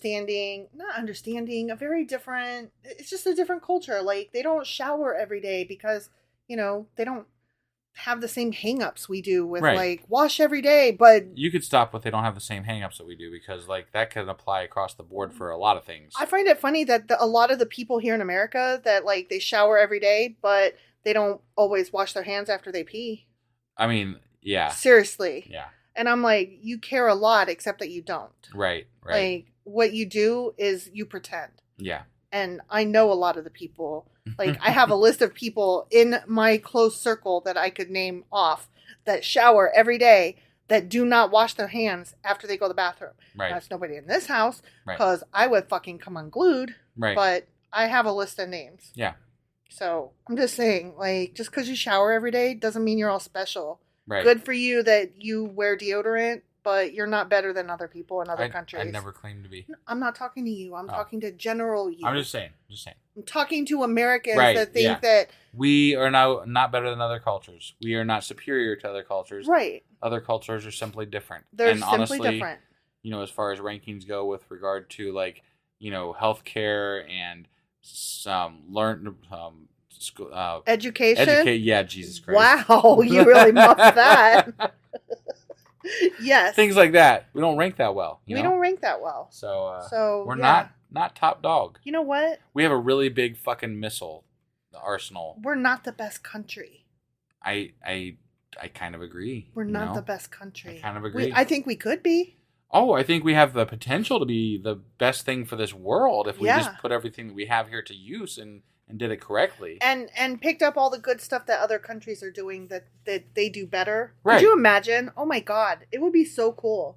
We certainly have the resources to do everything right here. Yeah. We just don't do it. Yeah.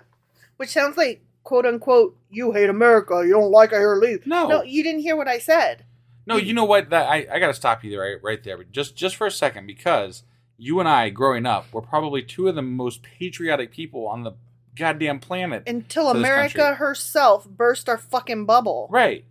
Yeah. No, fuck you people that say that fucking being patriotic is this, that, or the other. No, patriotism is no. Just no. Yeah. No. Just no. We have freedom of speech. That, defending that to its fullest extent, that is patriotism. We have, I can't explain. I don't. I can get lost. This would be a whole nother episode, so I need to stop. I know, and you're getting mad. Stop. I'm getting mad. Worked up because I hate people that say that they're patriotic when they're fucking Trumpers, and I'm like, no, you don't. You don't get to own the term. You're a fucking fascist. Yeah, and you don't get to own the term patriotic, right? And tell me that I'm not, and just because I want godly, better for people. People who are godly claim that they are the ones that are patriotic. I'm like, this God wasn't even founded on gods. I mean. This God wasn't founded on gods? This country wasn't founded on gods. It's that education thing again, you know? Yeah. Totally. So, okay, back to the Bible now. Right, yeah. Well, I know. They were careful to follow all the Lord's instructions in their work. The priests, because, they're cleaning up. Yeah. Right? Mm-hmm. The priests went into the sanctuary of the temple of the Lord to cleanse it, and they took out to the temple courtyard all the defiled things they found. From there, the Levites carted it out to the Kidron Valley. They burned that shit, I bet. Yeah, probably. Ooh, listen to this. They began the work in early spring. Wait, that's wartime. Yeah. What are they doing? They were warring against the defiled objects. Got it, yeah. And they were warring against ungodlike behavior. Okay. Yeah. All right. So they did this in early spring on the first day of the new year, and in 8 days they had reached the entry room of the Lord's temple. Then they purified the temple of the Lord itself, which took another 8 days. That shit must have been fucking defiled as fuck. It took them I don't know what week. defiled means exactly, but there was a lot of defilement going on there apparently. Because 8 days, twice? Damn. Yeah. The fuck? So the entire task was completed in 16 days. Damn, God created the entire everything in under a week. Well, that was God, not Levites. I'm just saying. Then the Levites went to King Hezekiah and gave him this report. Report! We have cleansed the entire temple of the Lord, the altar of burnt offering with all its utensils, and the table of the bread of the presence with all its utensils. You guys go. We have also recovered all the items discarded by King Ahaz when he was unfaithful and closed the temple. They are now in front of the altar of the Lord, purified and ready for use. Awesome. Okay, there's this really cute show, and I can't remember what it's called, but they're like these octonauts or whatever. Like they're under the sea in their little submarine, and they go around and they discover new critters in the water, and they always go, creature report, and it's so fucking cute. And that's what I was thinking when I was saying report. Got it. It's adorable. Okay. It makes me very happy. Yeah. Early the next morning, King Hezekiah gathered the city officials and went to the temple of the Lord. They brought 7 bulls, 7 rams, and 7 male lambs as a burnt offering. That's not very many. I'm just saying. No, like nothing like those hundreds of thousands from whoever that was back when they did that. Yeah. Together with 7 male goats as a sin offering for the kingdom, for the temple, and for Judah. That's okay. Yeah. That's a few. few. You got to get started somewhere, though. That's true. I'm not judging. I'm just pointing out that it's not as many. Maybe Ahaz was sacrificing so many goddamn things to Baal that there wasn't a lot left. Okay. Maybe they were short on sacrificial things. And maybe he was sacrificing his sons, which would indicate to me that he's out of other things to sacrifice. So he ran out.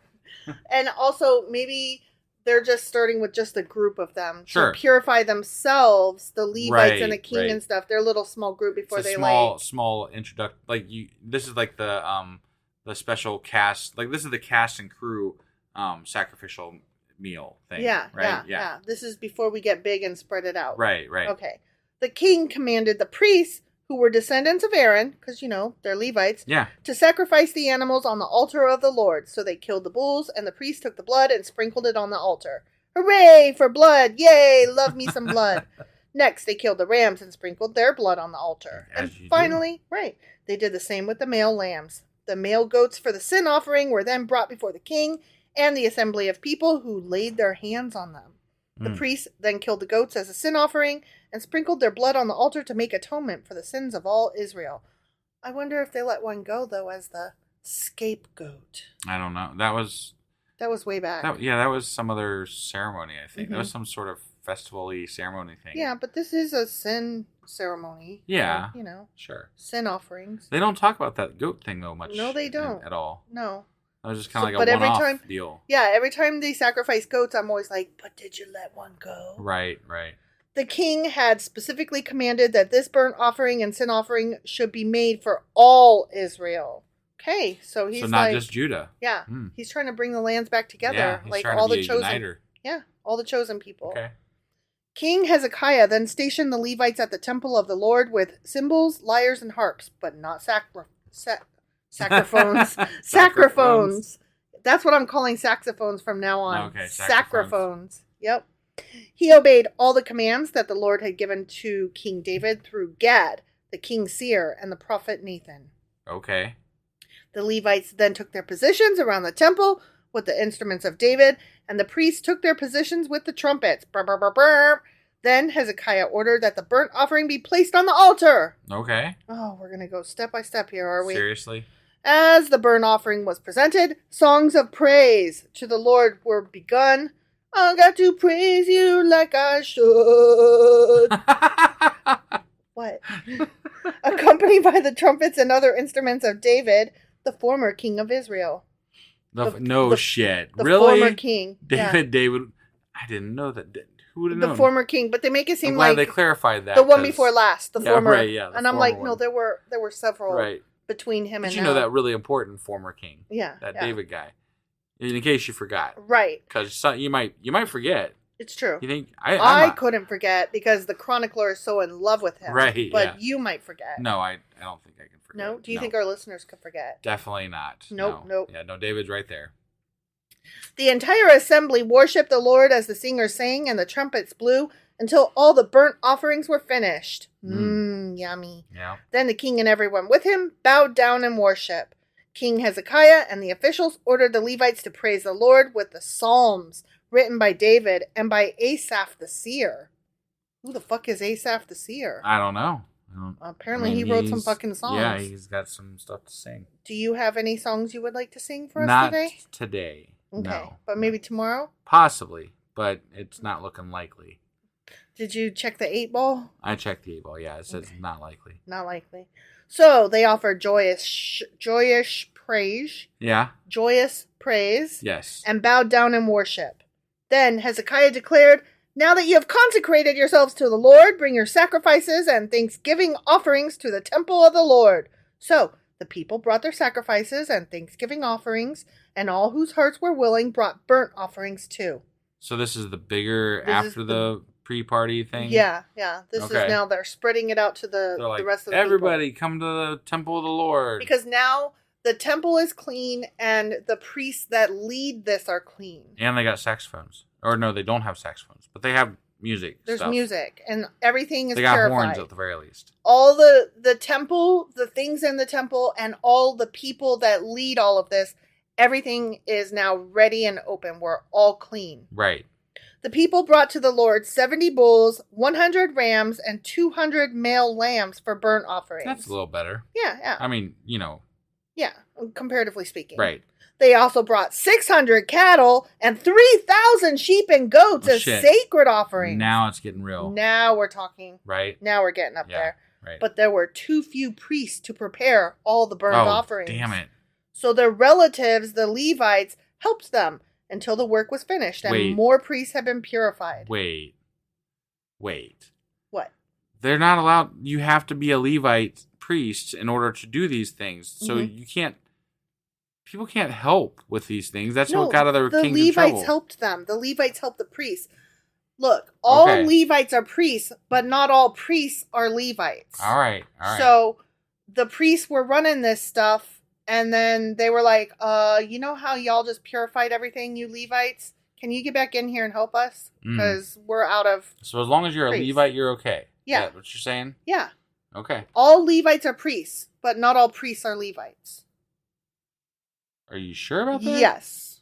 Yes. I'm not sure about that. I'm sure about that. Okay. That's what it literally just said. Okay. That there were a bunch of priests and they didn't have enough priests. So the priests were like, can we get the Levites back up in here to help us? Right, but I took it as that the priests were the Levite priests, and then their wives and kids came up to help because they're Levites. And No. That's not what it says. There were too few priests to prepare all the burnt offerings, so their relatives, the Levites, helped them until the work was finished and more priests had been purified. Their relatives. They're It's literally saying that it's their Levi- relatives, the Levites. Yeah, so the relatives of the priests. No. It says their relatives, the Levites, helped them. Yeah, the priests whose relatives are Levites helped them. Yes, the Levites. So the relatives of the Levites are priests. Like, No, I'm not sure where you're... Oh my God. All Levites are priests. All the Levites are priests. But not all priests are Levites. They had to go get more priests purified. We're gonna do a Q&A on this because I strongly, almost like 99.9% think you're absolutely 100% wrong here. Okay, well anyway, the Levites helped them until the work was finished and more priests had been purified. For the Levites had been more conscientious about purifying them than the priests had been. There was an abundance of burnt offerings along with the usual liquid offerings and a great deal of fat from the many peace offerings. So the temple of the Lord was restored to service. Well, that's awesome. Mm-hmm. Yeah. So the temple's a go-go. Yeah.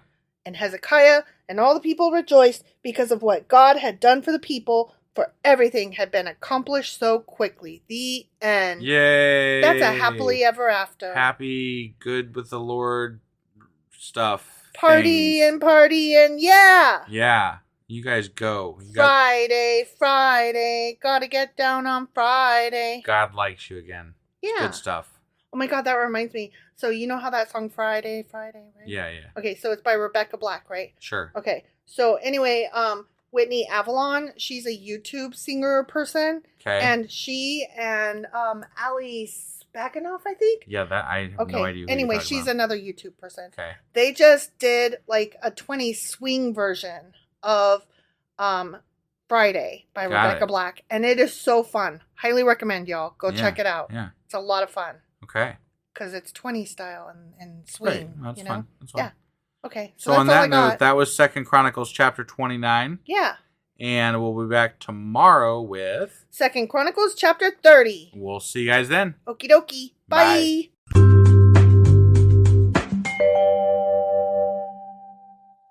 Husband. Wife. Do you remember what happened yesterday besides the fact that I was wrong? Yeah. How are you? Who's let's see. Who can be priests? Only Levites can be priests. Yeah. Which I said that. Right.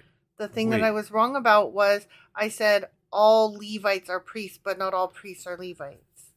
And the fact of the matter is, not all Levites are priests. Right. So, sorry, I was wrong. Okay. Okay? Yeah. Yeah. Okay. I was wrong and you were right. You brought it up. So. I was wrong and you were right. I was wrong and you were right. I'm sorry. You're the best and I'm the worst. You're pretty and I'm ugly. Whatever. The end. Anyway, Hezekiah, he was kind of a good king, I guess, in God's eyes. There was much rejoicing. Yeah. They did so many... they burn a lot of things. Burnings and cleansings. Right. And yeah, they and did. They cleaned the defiled altars and stuff. Yeah. And they opened the doors. They did opening the door. That's a big thing. And they had not enough priests for all the people coming through there. And they were like, let's get some more priests up in here. Right. And that's where we got into our little argument that you were right and I was wrong. Yeah. But anyway, everything was good for God and they rejoiced. Right. All right. That was 2 Chronicles chapter 29. Sure as fuck was. And today we'll be reading 2 Chronicles chapter 30. Let's go do this. Okie dokie.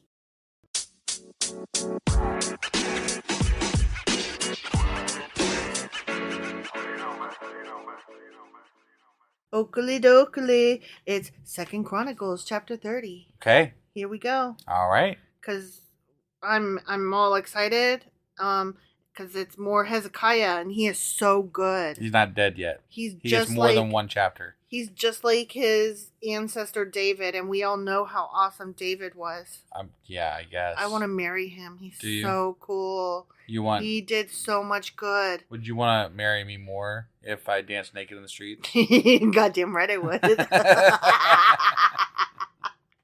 I wouldn't marry you less. No? Yeah, we're already married, so you know. Oh my god, I was just imagining you dancing naked in the street. Wow. Jesus Christ. Well, because you don't dance, so no. The act in and of itself is It'd be funny. more like a shimmy, you know? Right, Yeah. but it's funny enough, and then Jesus. And then picturing you doing it naked. Okay, come back. I need you back. Okay. Ooh. Oh, that was hurting my laugh muscles. Yeah. Oh. Yeah. Oh. Okay. Sorry. Mm-hmm. Sorry, husband. Yeah. You're beautiful and I love you. Mm. Okay. King Hezekiah now sent word to all Israel and Judah. That's right. He was unifying. That's right. He's gonna bring them together. Yeah. He was the opposite of Trump. Right. Mm-hmm. And he wrote letters of invitation to the people of Ephraim and Manasseh. He's like, come back, be part of us. Baby, come back. ditch the golden cows. Yeah, stop doing them as sheriff pole dancing things. He asked everyone to come to the temple of the Lord at Jerusalem to celebrate the Passover of the Lord, the God of Israel. They're going Passover. Yeah. Mm-hmm. Yeah. The king, his officials, and all the community of Jerusalem decided to celebrate Passover a month later than usual. Is that something you're allowed to do? I don't know. That seems like that would be kind of set in stone. Oh, here we go. Here we go. They were unable. This should be parentheses voice, but it's not. It's not in parentheses, but it feels like it should be. Okay. They were unable to celebrate it at the prescribed time because not enough priests could be purified by then, and the people had not yet assembled at Jerusalem. Wow. So, I mean, they were like, God, we want to praise you so much that we're going to be late. Please don't smite us because we're trying to praise you over here. Got it. We're trying to praise you so good. Yeah. No smiting. This is our rain out date, man. Smite or no smiting. Rain out date. This plan for keeping the Passover seemed right to the king and all the people. But did they ask God? I always wonder that. Like, did they ask God? When they do these things that are not correct, did they ask God? Because sometimes it matters. Sometimes you just try to not let a thing fall on the ground and then you get smote. Right. So they sent a proclamation throughout all Israel. From Beersheba in the south. What's the difference between a proclamation and a declaration? I don't. Well, okay. I don't know. Okay. Like, I want to know. I feel like I mean, it just hit me just now when you said proclamation. I'm like, well, couldn't they just said declaration? But I don't know the difference. So, or if there is a difference. I think that if they're not the same, they're very similar. Okay. So, well, I mean, I knew they were very similar. I just didn't know if there was this is subtlety. Gonna stump me. I will definitely Q&A the fuck out of that. You think? Yeah. Make a note of that. I need to know declaration, proclamation, sublimation. What? So they sent a proclamation throughout all Israel, from Beersheba in the south to Dan in the north, inviting everyone to come to Jerusalem to celebrate the Passover of the Lord, the God of Israel. Party! Woo, woo! The people had not been celebrating it in great numbers as required in the law. Wait, it's required to celebrate in great numbers in the law? I guess. What happens if you all die? I mean, you're breaking the law just by not having enough people? I think it's a poorly phrased sentence. Okay. It says the people had not been celebrating it in great numbers as required by the law. I don't think it's the numbers that are that are required. I think that they're saying great numbers of them had not been celebrating it, and celebrating it is required in the law. Okay. I don't think that great numbers. I don't think that the law is like, you guys got to celebrate in great numbers. Okay. I think the law is like, y'all all got to celebrate. Got it. I think it's a very poorly phrased sentence. I could be wrong. I often am. Okay. I just was yesterday. Right. Yeah. At the king's command, runners were sent throughout Israel and Judah. I do not want to be one of those guys. No, because that you know would why? suck. Because they run. Don't you think you get a little bit outside of town? You're like, I'm just gonna kind of. I'm gonna be a walker now. Yeah. I'm gonna be a I'm gonna be a stroller. hitchhiker. I'm gonna be a skipper. Like, hey, you got a cart, man. Can I just sit in the back for a bit? All right. Yeah. They carried letters that said, "Oh, people of Israel, return to the Lord, the God of Abraham, Isaac, and Israel. Israel, return to the God of Israel, so that he will return to the few of us who have survived the conquest of the Assyrian kings.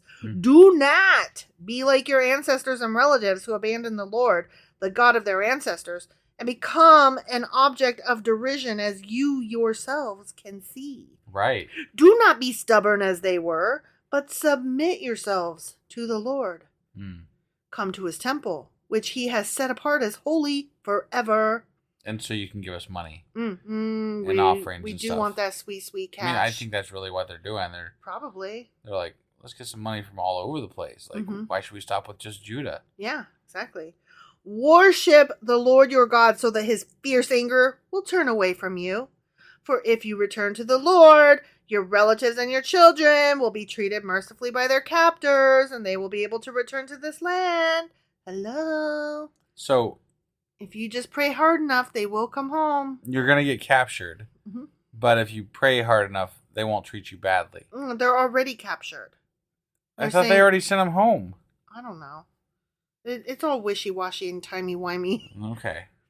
For the Lord your God is gracious and merciful. If you return to him, he will not continue to turn his face from you. Maybe God should be the grown-up here and not turn his face away in the first place. Right. Maybe God should show his fucking face, and then they wouldn't be bad. Maybe he could, like, personally reach out and, teach society. That would be cool. How to be better. Oh my gosh. Because he's God. And he could be a great leader of men. Yeah. That would be cool. I mean, really, if he just showed his goddamn face. That's what I'm saying. I think there'd be a lot of people be like, oh, I guess I better shape up. Yeah.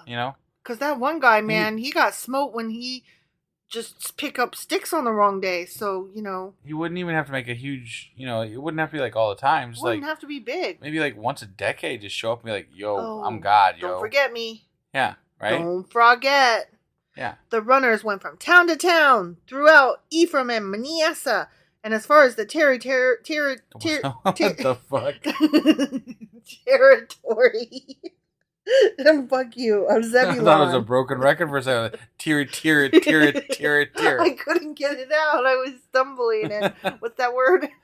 What's that word where you... stuttering. I was stuttering. Yeah. I was stuck, honestly. Okay, territory of Zebulon. But most of the people just laughed at the runners and made fun of them. What? Oh, shit.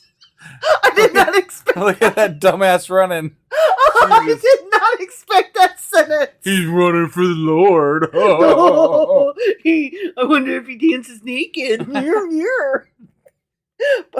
Okay, sorry. I just got to read that again because I literally was not expecting that sentence. Yeah. But most of the people just laughed at the runners and made fun of them.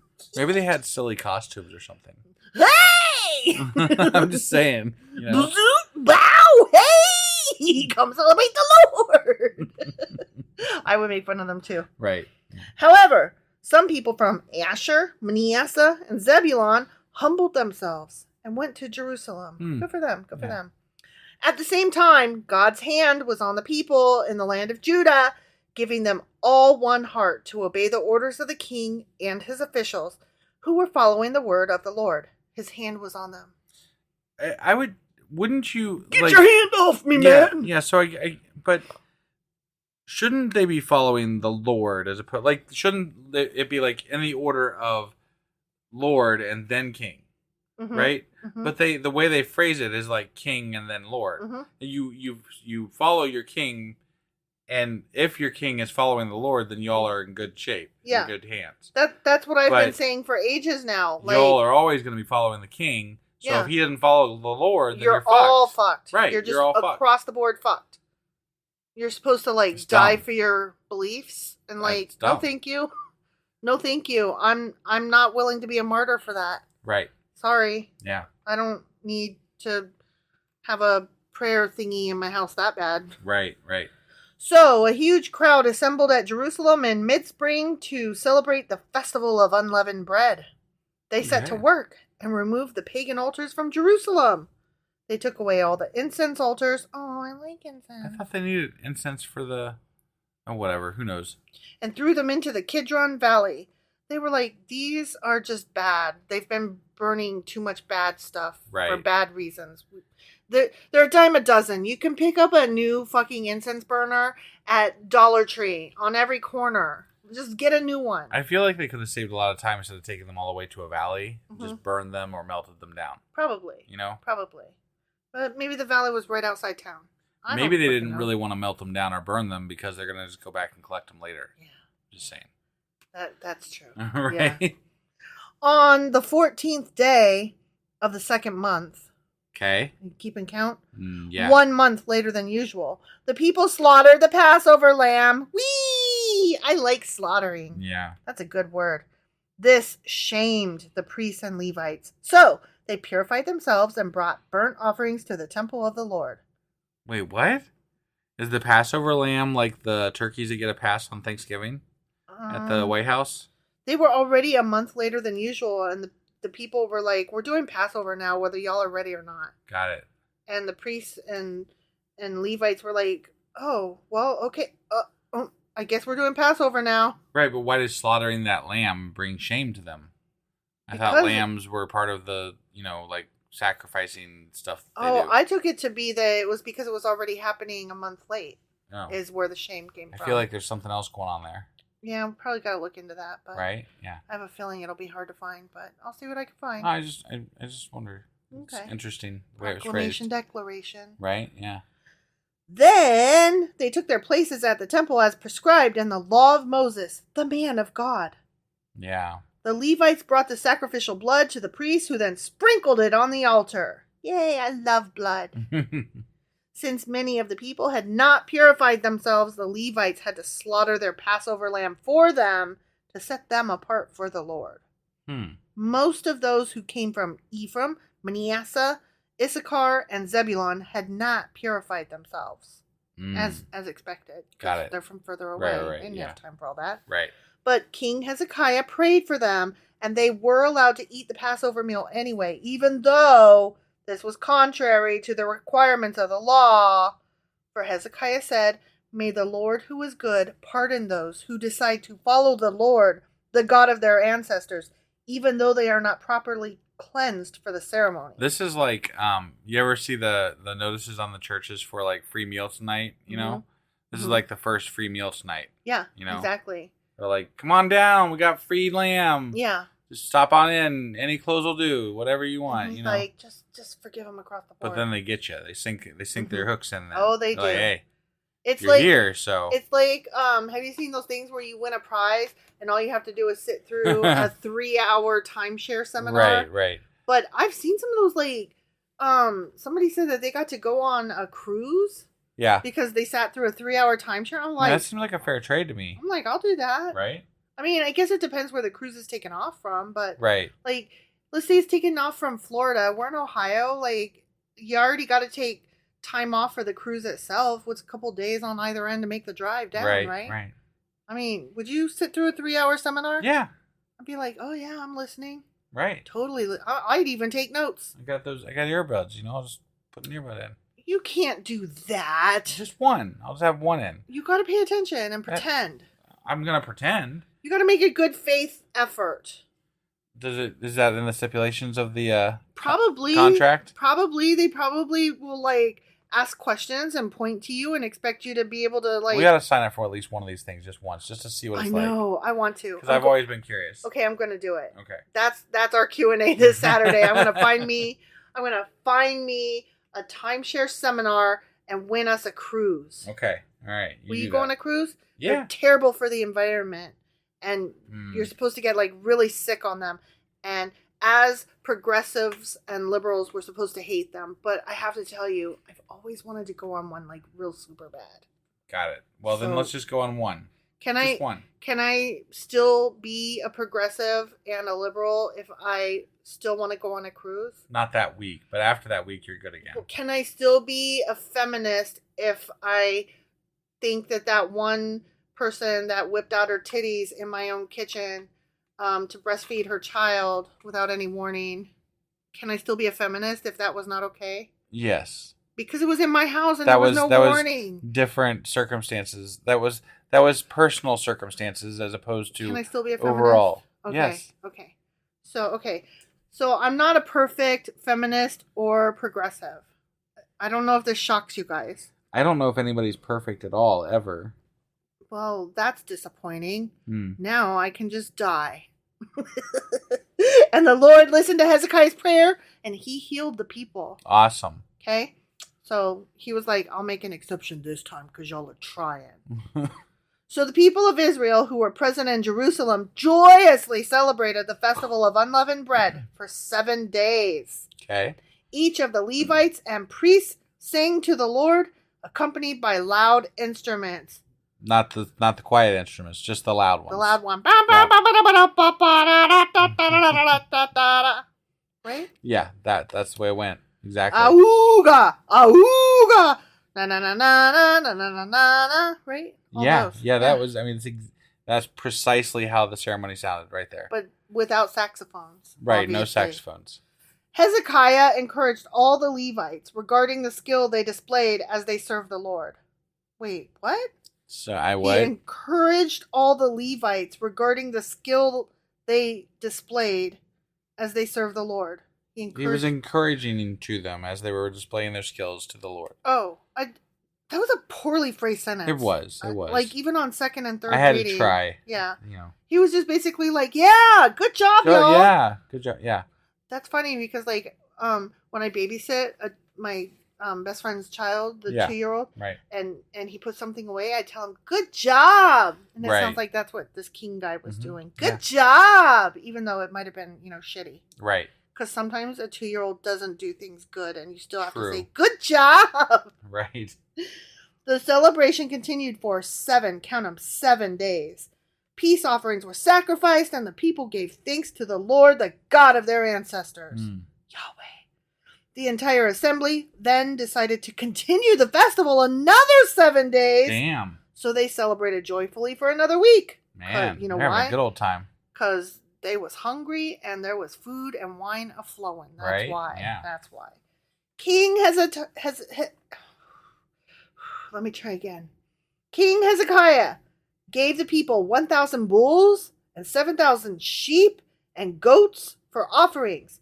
And the officials donated 1,000 bulls and 10,000 sheep and goats. Damn. Meanwhile, many more priests purified themselves. The entire assembly of Judah rejoiced, including the priests, the Levites, and all who came from the land of Israel. The foreigners who came to the festival, and all those who lived in Judah.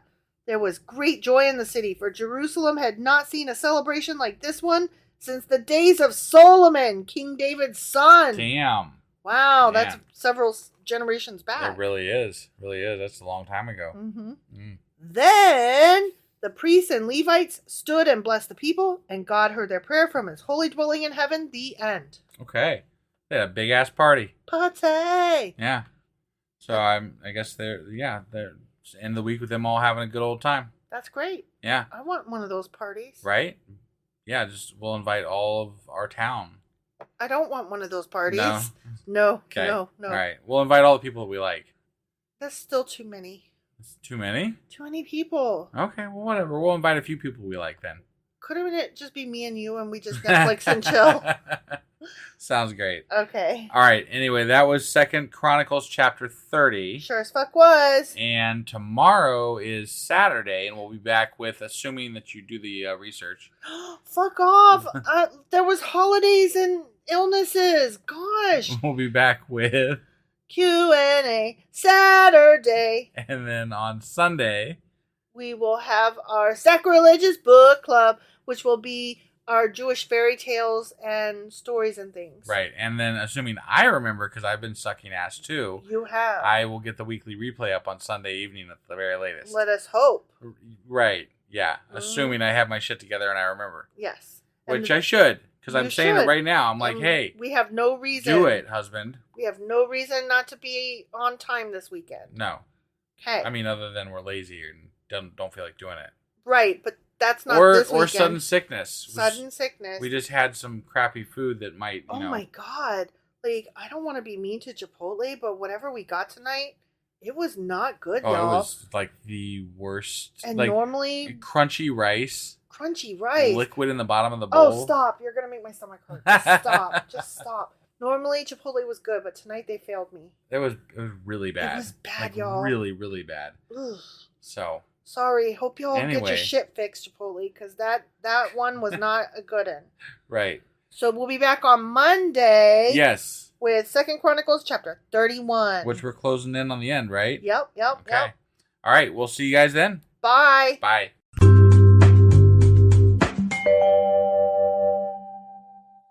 Husband. Wife. Do you know what today is? It's Saturday. It sure as fuck is. And what's on Saturday?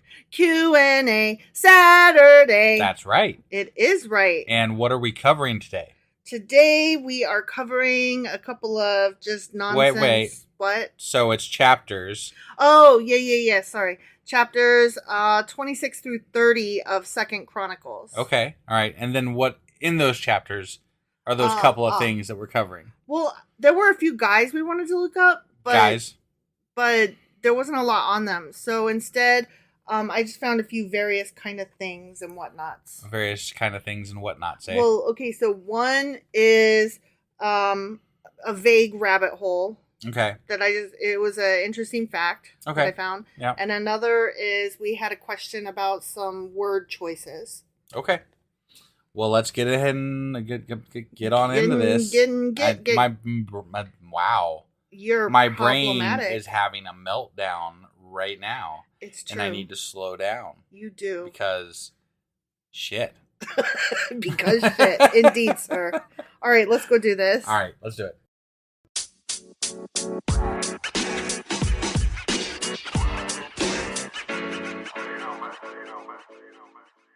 Okay, so remember I said that there were some guys? Yeah, guys. And we had questions about them. One of them... Yeah. Yeah.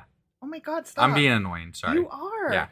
Okay, so one of them was Obed the seer, and he was the guy that was like, hey, you took these people captive and you should let them go, and that's not nice, and yeah, the guy that was talking to the Israelites. Yeah. Like, not the Judah back. people, but the Israel group. Yeah, that guy. Yeah. Okay. And so I was like, okay, let's look him up and see, what he about. Right. Why is all of Israel listening to this one dude about God? You know who he was? Who was he? Nobody? The guy that did that. The guy. That's it. That's all you get. That's boring. I know. Oh, okay. There was a couple just other some guys. dude just yelled at Israel. Yeah. Hey, Israel. Yep. Listen up. And they did. I'm nobody, but listen. Yeah. Okay. Yeah. There were a couple of other guys, similar results. Just they were the guys. You've looked that up before, and like they just sprinkle in prophets here and there, and they aren't really anybody. They're just like there's no background on them. It's just so God can yell at a certain group of people or a person or something. Yeah. Yeah. So that's why I didn't have a lot of solid Q&A pertaining to these chapters, and these are just general things. Yeah, well, I think it's kind of difficult for our Q&As right now just because we're recovering stuff that's already been covered. Right, exactly. So that makes this a little bit more difficult on us right now. So it is what it is. It is what it is, but I did find this really interesting commentary that talked about, okay, so remember how they were turning their back on God, right? Yeah. There's somebody who said that the idea that they were turning their back on God could also be understood to be literal, not just metaphorical. Okay. Because according to 2 Kings, remember when Ahaz, the altar was moved and they replaced the altars and all that? Like they were doing bad stuff, right? Only kind of. Okay. I mean, yeah. Ahaz was a bad king and he had his people doing bad stuff. Right, okay? Yeah. So when they moved the altars, they moved them to the east. in the manner of pagan altars instead of toward the west as per God's commands. Oh. So that way it was understood that they literally had to turn their back to the temple and the Ark of God to stand before the altar. Okay. So I thought that was interesting. Like, yeah. I guess okay. I guess maybe, but it seemed, why would you make that a metaphor instead of just like, why would you say that they're turning their backs instead of just saying that they turned to the altar and now they, like, it just takes one extra step, you know? Well, it was basically, it's not that he's saying. I guess it could have been lost in translation too. That, but he's saying that it's interesting that yes, they metaphorically turn their backs on God. Like, right. You know, you turn your back on lots of things, right? Sure. But in this case, they were also doing it very literally. So it's not that they weren't turning their backs metaphorically. They were. Right. It's just that, oh yeah, but they were also doing it literally. Well, I'd like to point out that this literal turning your back on God thing was done by the fucking king yet again. Right. And the people ended up ultimately paying a price for that. For the king's actions. Yes. Not their actions necessarily.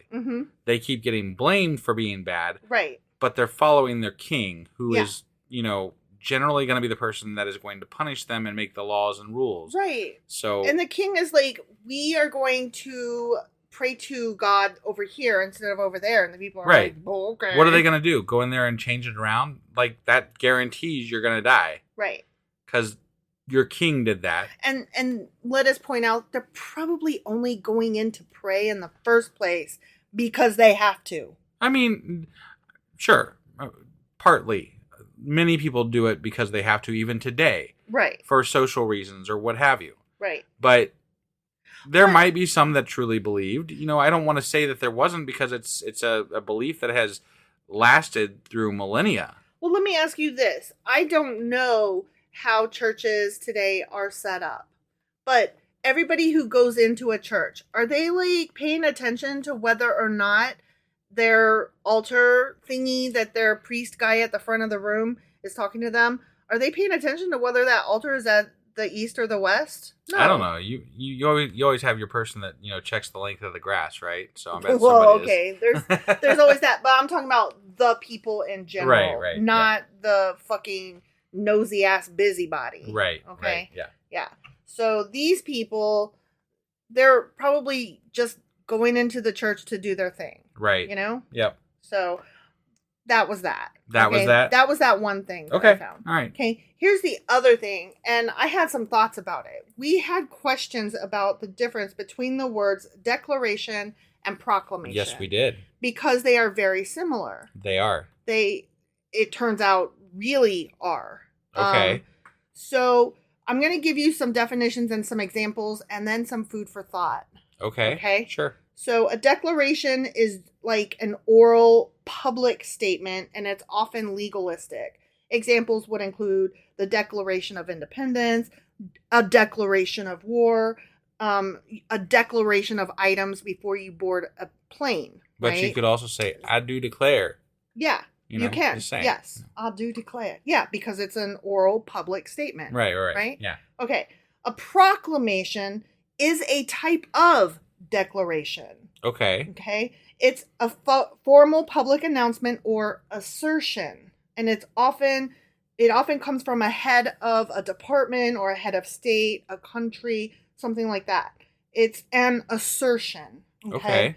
And it's often done via a publication, and it's usually a non-binding notice. And examples given are an announcement of the intention to marry. Like, when you send out your save the date. Sure. That's basically a proclamation. Okay. Yep. Now, here are two really, really big uses of each of the terms, and I'm going to give you some food for thought that they are being done exactly opposite of how they should be. Okay? Yep. So for declaration, we have Declaration of Independence. Yep. And for proclamation, we have the Emancipation Proclamation. Right? Yeah. Okay. So, based on what I just told you, a declaration would be not necessarily, okay, how do I want to say this? Because I had this straight in my head like 30 minutes ago before we did this. Okay, let me start over. Okay. So, I said that a declaration is often legalistic, right? Sure. The Declaration of Independence was created by a group that was not yet a legal entity. Right. Interesting, right? Sure. Now, the Emancipation Proclamation... And you could say that they were just asserting their independence from... It should have been a proclamation. Right.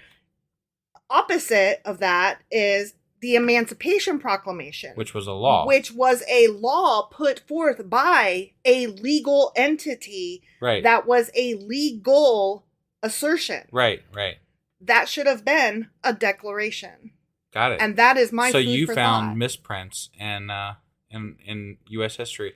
Well, I wouldn't say they're misprints. I would just say that since we are asking the difference between the two words, Sure. and those are the most famous worldwide examples of the use of those two words. Right, right. I would propose, I would suggest, I would urge you to consider that perhaps those two should be flipped. That Right. we should have The proclamation of Independence, and that we should have the Declaration of Emancipation. Yeah. And I would... it sounds stronger, actually, like the Declaration of Emancipation. I would like that, actually. Yeah. I think that's stronger. Yeah. So, I vote... Well, I mean, my vote would be, let's make that happen. If Twitter wasn't such an asshole place right now, I would say do a Twitter poll, Yeah. I mean, they wouldn't... you don't get a chance to, like, explain your reasoning on a Twitter poll.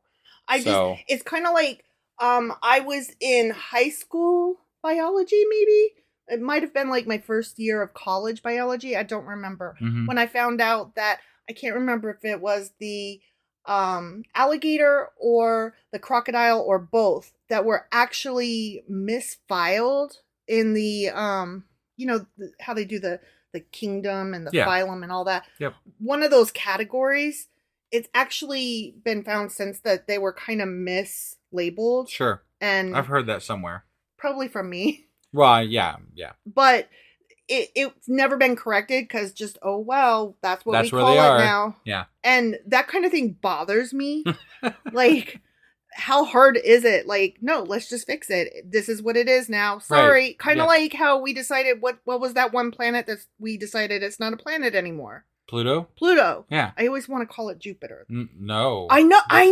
Like, not even. That's why I don't try anymore, because close. I'm like, no, I have the wrong one. Pluto. We decided collectively, we fucked that one up. It is actually not large enough or doesn't have enough mass or what the fuck ever reason.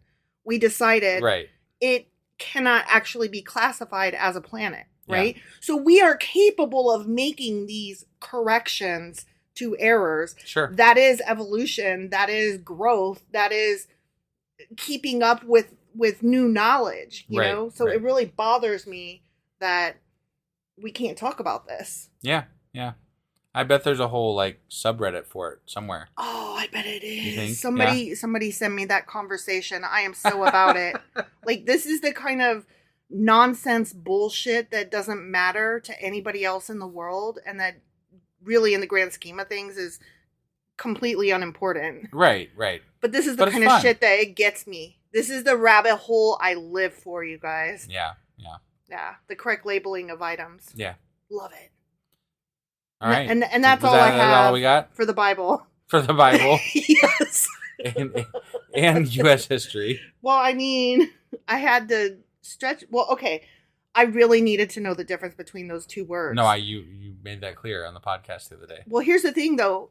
As soon as we got off that podcast that day, I looked it up and I was like, oh, they're kind of the same-ish. Mm-hmm. This is going to take further reading. Research. I thought it was just going to be here's this, there's that. Right. But it wasn't exactly. No, as soon as I realized, this is going to be a good hour for me to figure shit out, I was like, nah. Yeah. So, Yeah. All right. Well, that was our episode here for today for Q&A Saturday for chapters 26 through 30 of Second Chronicles. And we will be back tomorrow. We're going to bring back our book club. Sacrilegious Book Club. It's been a couple of weeks. Yeah, right.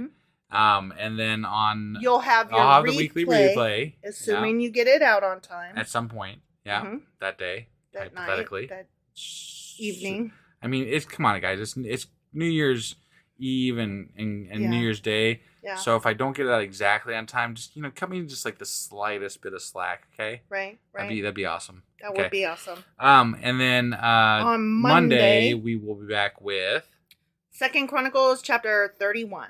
Okay, at one of these points you're gonna have to find out where it ends so that we don't accidentally say following chapter is this instead of that. I want to say that there's like 38 or 39 chapters, so I think we got all next week before I got to figure my shit out. Okay, but that's like one of my tasks this weekend is to actually update our sacrilegious discourse. Our schedule.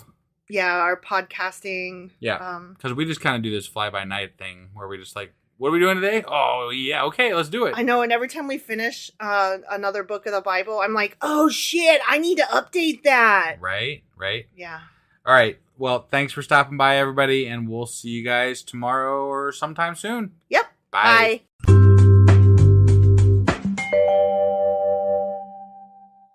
Husband. Wife. Do you know what today is? It's late. It is late. On a Sunday. And we're doing something to do with a book. It's Sacrilegious Book Club. Yeah, that's the one. We haven't done this in a little while, feels like. I know, it's been a minute. Yeah, I had to page through and be like, where am I? What's happening? Well, for anybody that just tunes in for our book club, which I don't know that there'd be a lot, but maybe there are. You never know. I don't know. Right. But if you just tune in for the book club, we're sorry. It's gone more... It's bi-weekly now. So here we are. We're on our bi-weekly because we wanted to better schedule in our Patreon episodes.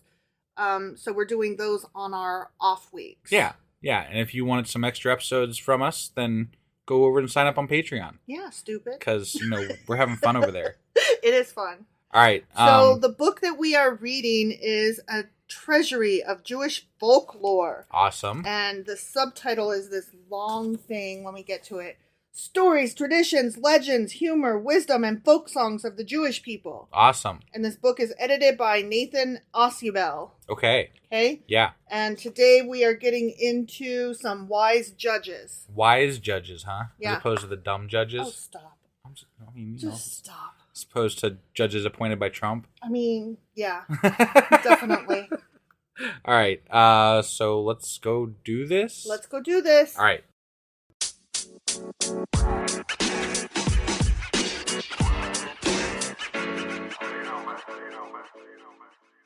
Okay, so just to catch you up, since it has been a hot minute, we started reading A Treasury of Jewish Folklore, and it's broken up into several sections, and from there into further subsections. Okay. Part 1 was Jewish Salt. We finished that one. Got it. Okay. Yeah. Part 2 is where we're at right now. Heroes. Okay. And chapter 1 was Wise Men, under which fell the sections Wise and Learned Men. Got it. Parables, the ancient art of reasoning, and today we are at Wise Judges. Wise Judges. Okay. Got it. Yeah. So Wise Judges starts on page 76 of this book. Okay. Yep. And here are the notes that I took from that intro, because there is an intro. Okay. Mm-hmm.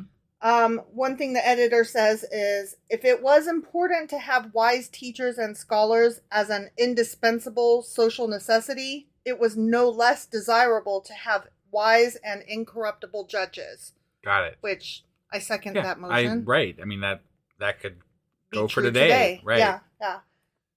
He says, judges are often depicted as scrupulously honest men who have both the will and the courage to cut through the underbrush of deceit and legal technicalities in order to discover the truth and to dispense justice. I wish I still felt that way. Same. Like, I wish that was the way it felt today. Mm-hmm. It doesn't feel that way oftentimes. I think that's the way we're supposed to view judges. Right. That's the idealistic view of what a Right. judge should be. Right. Yes.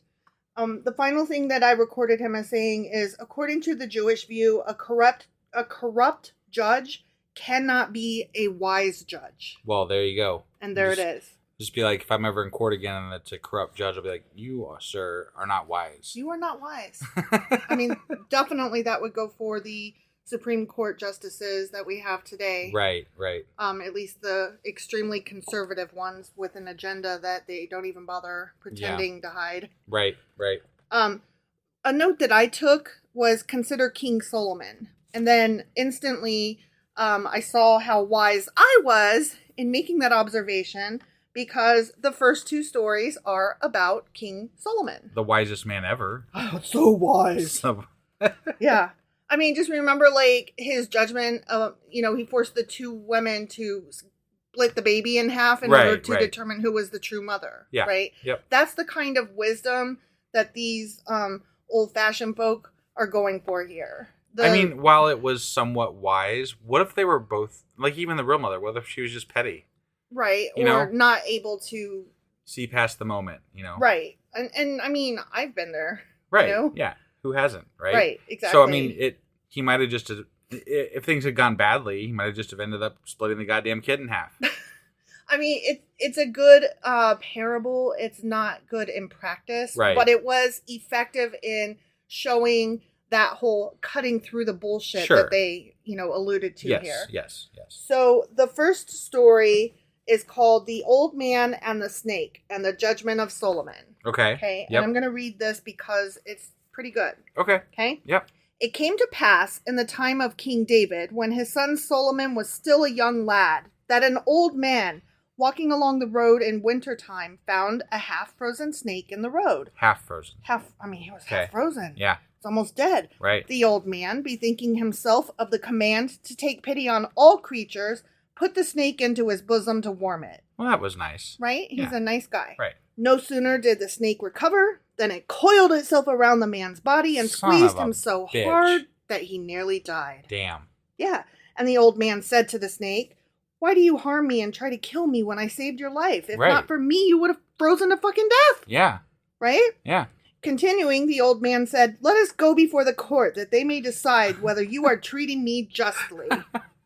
Now, this is a parable story. I know. In which it's supposed to be that Solomon was so great and wise that he spoke the language of the animals. Okay. Like, that's something that I read in these stories. I would categorize that under crazy, not wise. But he spoke the language of the animals Right. in this, so it makes sense. The story is in keeping. I got it. Yeah. So the snake replied to the old man, Yep. "I am willing to do so, but to whom shall we go?" The old man replied, "To the very first thing we meet." So they walked together, and first they met an ox. The old man said to the ox, "Stand still and judge between us." And he related to him how he had saved the snake from death, and now the snake was doing all in its power to kill him. Because remember, it's still coiled around his body. Yeah, right. Okay? Yep. The snake replied, "I am acting properly, for it is written in Holy Scripture, I will put enmity between the man and the snake." And that's from Genesis chapter 3, verse 15. That is right? true. So he's just doing what the Bible told him to do. I mean, good on him. Yeah. Can't help his nature. He's listening to God's word. Yeah. He's like, fuck it, this is my job. And the ox replied, "The snake is right in doing you harm, though you have treated it kindly, for such is the way of the world, that if one does good to another, he returns evil for good. My own master does the same. I work all day long in the field and benefit him a great deal. And yet in the evening he eats the best, and to me he gives a little oats and straw. My master lies in a bed, and I must lie in the open yard on straw where the rain comes down upon me. This is the way of the world, and therefore the snake is right in wishing to kill you, although you have saved its life." Yeah. Okay. The old man was very much hurt by these words. Further on, they met an ass. Addressing the ass, they said the same to it as they had said to the ox. Right. And the ass replied in the same manner as the ox had done. Okay. So the animal kingdom is all on board with the snake. They're like, dude, you're right. They're like, for better or for worse, I mean, you brought it on yourself. Yeah. Because he's snakes, snake. It's in the snake's nature to be an ass. Right. And, you know, a snake gonna snake. What you gonna do? Yeah. Then the old man came before King David and complained of the snake. King David replied, "The snake is right. Why did you not carry out the word of the scripture which says, 'I will put enmity between you and the snake'?" It sounds like we have a consensus here. Why do they keep asking? "Therefore, I cannot help you," David continued. "You did wrong in warming the snake. You should have let it die, for the snake is our enemy." Got it, yeah. The old man left the king with tears in his eyes, and as he walked on, he met young Solomon in the field near a well. Okay. He had dropped a stick into the well and was ordering the servants who were there with him to dig deeper below the source of the well so that the water should run into the well and fill it, and thus carry the stick up so that he could reach it. That's a privileged ass little, right? Dig right? For me. Get my stick for me. Do the digging that I may have my stick. But when the old man saw this, he said to himself, "He must be a clever lad. I will put my case before him, and maybe he can protect me from the snake." The snake still has not killed this guy. Yeah. Okay? Yeah. And he told him the story of what had befallen him with the snake. Solomon replied, "Have you not been before my father?" And the old man said, "Yes, I have been there, but he said he could not help me." Young Solomon said, "Let us go to him again." So they went together again before King David, and the old man had a stick in his hand upon which he leaned. When they appeared before King David, Solomon said, "Why do you not deliver judgment between this man and the snake?" And King David replied, "I have no judgment to declare. It serves him right. Why did he not keep what is written in the Torah?" Then Solomon said, "Dear father, give me leave to pronounce judgment between the two." King David replied, "Dear son, if you think you can do so, go ahead without hesitation." Okay. Then young Solomon, turning to the snake, said, "Why do you do evil to a man who has done you no good?" And the snake replied, No good. "Oh, I'm sorry, who has done you good?" Oh, okay. I was thinking who has done you no harm, and then Got the it, word right. was good. Yeah. Sorry. He has done you good. And the snake replied, "The Lord, blessed be he, has commanded me to bite the heel of the man."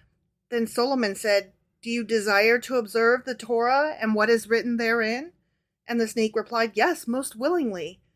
Then Solomon said, "If you desire to do what is written in the Torah, then release the man and stand on the ground beside him. For it says in the law that the two men who have had quarrel with one another must stand before the judge." And that's from Deuteronomy chapter 19, verse 17. Okay. "Therefore, you must also stand alongside of him." But it does say men. I'm just saying. The snake replied, "I'm satisfied to do so." Okay. Because he knows he's in the right. He read the Bible. I mean, they're already talking, so okay. And uncoiling itself from the man, he stood next to him. Then Solomon said to the old man, "Now do to the snake as it is written in the law, for it is written in the Torah that you should crush the snake's head." That's from Genesis chapter 3, verse 15. "Therefore do as is written in the Torah, for the snake has promised to accept the judgment of the law." The good old man had a stick in his hand, which he used in walking, for he was a very old man. So he lifted the stick and smote the snake on the head and killed it. What the fuck? And so the clever Solomon saved the old man from the snake through his great wisdom. Therefore, no one should do good to a wicked creature as the old man did. Wow. Right? That's kind of shitty, actually. Like, the snake was just being a snake, man. Well, what I wrote down was malicious compliance, though. Right. Because, obviously, the right answer was the old man did a good thing. That's why he kept asking people. Yeah. Right? No, yeah. And evil kept doing evil despite that. And people kept telling him, no, evil gonna evil. So Solomon was basically like, all right, so we got to come at this another way. So he was like, fine, you want to quote the fucking Bible? Malicious compliance, motherfucker. Right. We gonna crush you then. Right. So okay, all right. I mean, I don't necessarily think that was the moral I was supposed to take, since at the very end of the story it says, do no good to a wicked creature. Right. I don't think that is the correct moral. That's not a good answer. That wasn't the moral of that whole story. The moral of the story is malicious compliance when it's called for. Sure. Because there's always a loophole, right? Yeah. But evil gonna evil should never stop you from doing right in the first place. Right. You know? Yeah. That's like, if I see my ex, I might think twice before I save him from, a fire. But the correct thing to do is to save him from the fire. Right. Just because he's evil, that should not stop me from doing what's good and right. Well, I take issue with the word evil. Just to be fair. Okay. Like, I don't really believe in evil and not evil. Like, I don't think that there is good and evil per se. Okay. There is blurred lines, and there are evil deeds, and there are evil actions, but there are not necessarily evil people or evil things. But there are evil acts? Yeah. Okay. Yeah. Okay. Definitely. I mean, insofar as the word, brings about the sense of what that means. My man. Bleh. What? Brain not working. I mean, okay, so I think we both agree that the snake wasn't evil. It was just doing what snakes do. Yeah, so therefore it's not an evil act. Right. It's not even an evil snake. Right. But, so the problem, I guess my issue is this, is that people who are religious like to point out that there is good and evil, black and white. Right. And that is not the case. There are nuanced things all the way from good to evil. Well, that's why I kind of liked the story, because it was kind of nuanced. Like, was the snake evil? No. Was it doing an evil thing? Well, I mean, really. That's why I had to step back for a minute. I don't want to call the snake evil. I don't want to call the guy good. I don't want to say either way. I mean, I think that he did a good thing by trying to, all God's creatures, great and small, right? Sure, do no harm unto others. Right. But he also, being a human and knowing snakes, would have known that the snake has the possibility of being dangerous. But then now he's trying to. In the end, the snake got killed for being a snake, and the snake was willing to walk along this thing to be judged, and finally they tricked him into being judged and smashed in. Okay, but they were presenting the snake as someone who can be reasoned with. Right. So the snake was having it both ways. In one sense, he was like, I'm just a snake, yo. Right? I can't help my nature. Right. And then in the other hand, he's like, but I'm totally a reasonable man who can stand beside you for fair judgment. Yeah. So your story, like your take on the story, it depends on whether you are referring to a snake and that's just his nature, or someone who can actually be reasoned with and was hiding behind, what? Right. I'm just a snake doing what snakes do, man. Yeah, that's true. So, I don't know. I kind of feel like it was an interesting story, yeah, regardless. It gave me a lot of thought, because I was like, I don't think you did... I like the story. It was a good story. Yeah. I don't think they did the right moral at the end. Right. And I still say malicious compliance in order to defeat evil. Whether you believe in evil or not, this story was trying to present evil. Right. And sometimes you have a shitty situation with a shitty boss, for example. Yeah. And like, I keep reading all these Reddit things. I love the Reddit category, whatever, subreddit, whatever. I don't know all the words, vocabulary. But there is one called malicious compliance. And it's the one where bosses, particularly either in HR or finance officers, are like trying to save the penny, and so they cut back on things like employees being able to clock in, or particularly the one I see a lot is Europeans being given what are they called, like company cars. Mm-hmm. And these finance officers and HR reps and stuff are saying, oh, you guys are spending too much money on this. So then the employees come back, oh, you think we're spending too much money this way, huh? Did you ever look at it the other way? And so then by doing exactly by the book, they end up costing the company thousands. Right. So I like this kind of like justice learns its lesson kind of thing. Yeah. So, okay, that was one story. Story number 2 is on page 78.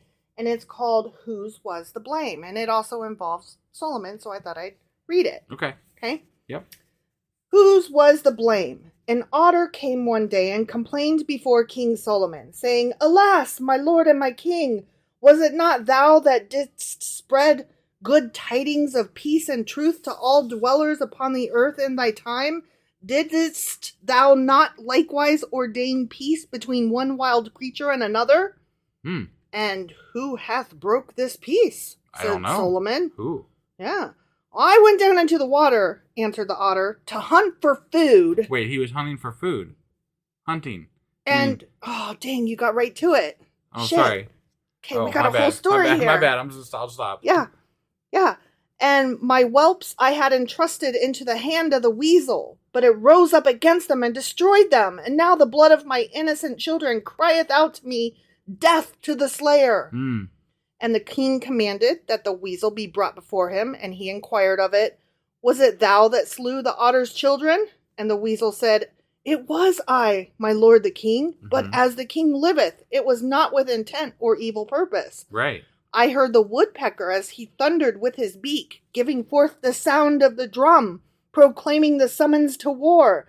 And so it was that as I sped to the battle, I trampled on the children, but it was not with evil purpose. Oh, man. And the king called the woodpecker and asked, Didst thou sound an alarm to summon people to the fight with the thundering of the drum? And the woodpecker answered, I did so, my lord the king, but I did so because I saw the scorpion whetting its dagger. Oh, man. And the king called the scorpion and asked, Why wast thou whetting thy dagger? Sorry, that was hard for me to say. That really got my stutter action going. Yeah. I apologize. Yeah. Why wast thou whetting thy dagger? Yeah. Whew. And the scorpion answered, Because I saw the tortoise furbishing its armor. Okay. And when the tortoise was inquired of, it said in its defense, Because I saw the crab sharpening its sword. Okay. And the crab answered, Because I saw the lobster swinging its javelin. Right. And the king commanded the lobster to be brought, and he reproved it, saying, Why didst thou swing thy javelin? And the lobster answered and said, Because I saw the otter going down into the water to devour my children. Then the king looked toward the otter and said, The weasel is not guilty. The blood of thy children is on thine own head. He that soweth death shall reap it. Boom. I mean, yeah. It's interesting. It's a great story. I like it. But again, you can't, they have to eat. So, right. What are you supposed to do? Well, right? I think it's interesting that this story is right on the heels of the other where he told old man, go ahead and kill it. Right. But I'm kind of on purpose missing the point here because it's an interesting, yes, this all happened because of it's the butterfly effect, sort of. Yeah. It all happened because of this first thing. So. But both times somebody, I don't know, in the first one, it was supposed to be always do a good thing, take care. Right. The old man was take care of God's creatures. And in this one, he's like, whatever, y'all killed yourselves. Right. I want to hear it. Yeah. Yeah. So I found those interesting, both involving King Solomon and both back to back and both involving animals that are just doing their own nature. Yeah. But I think, the message is something along the lines of, you could almost relate it to politics going on right now, like the January 6th stuff, right? Or what have you. These people are waving their hands and crying foul for things that they're causing in the first place. Definitely. It's just self-fulfilling problematic bullshit. Yeah. So. Oh, I listened to this fantastic piece today.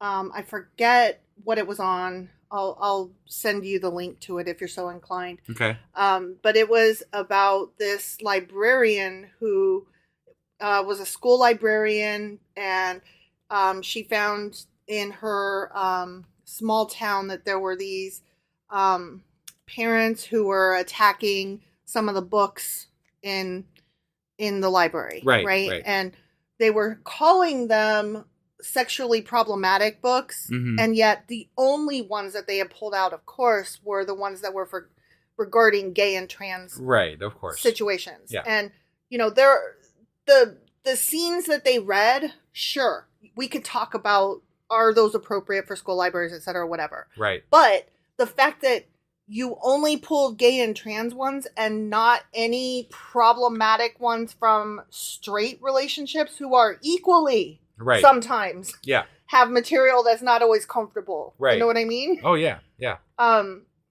Yeah, so that was interesting. And the librarian was like, over my dead body, will these books be removed? Because, a teenager, a 15-year-old, finds this book on the shelf called This Book is Gay. Right. That was the big one that was the problem, okay? Sure, yeah. This teenager, 15-year-old, finds this book called This Book is Gay on the shelf. It speaks to him. He pulls it open. He starts looking through it. Says, yeah, I need to read this. This one's for me. Mm-hmm. Walks all the way across the library with it in front of all his peers who might see it, might not, whatever. Right. Puts it down before this old bag at the counter and says, I want to check this out. That's an act of such bravery that teenager, he is going to read that book. If he wants to read that book, he's going to read that book. And I'm going to do everything in my power to make sure those kids can read those books that speak to them like that. Yeah. And I was just like so full of admiration.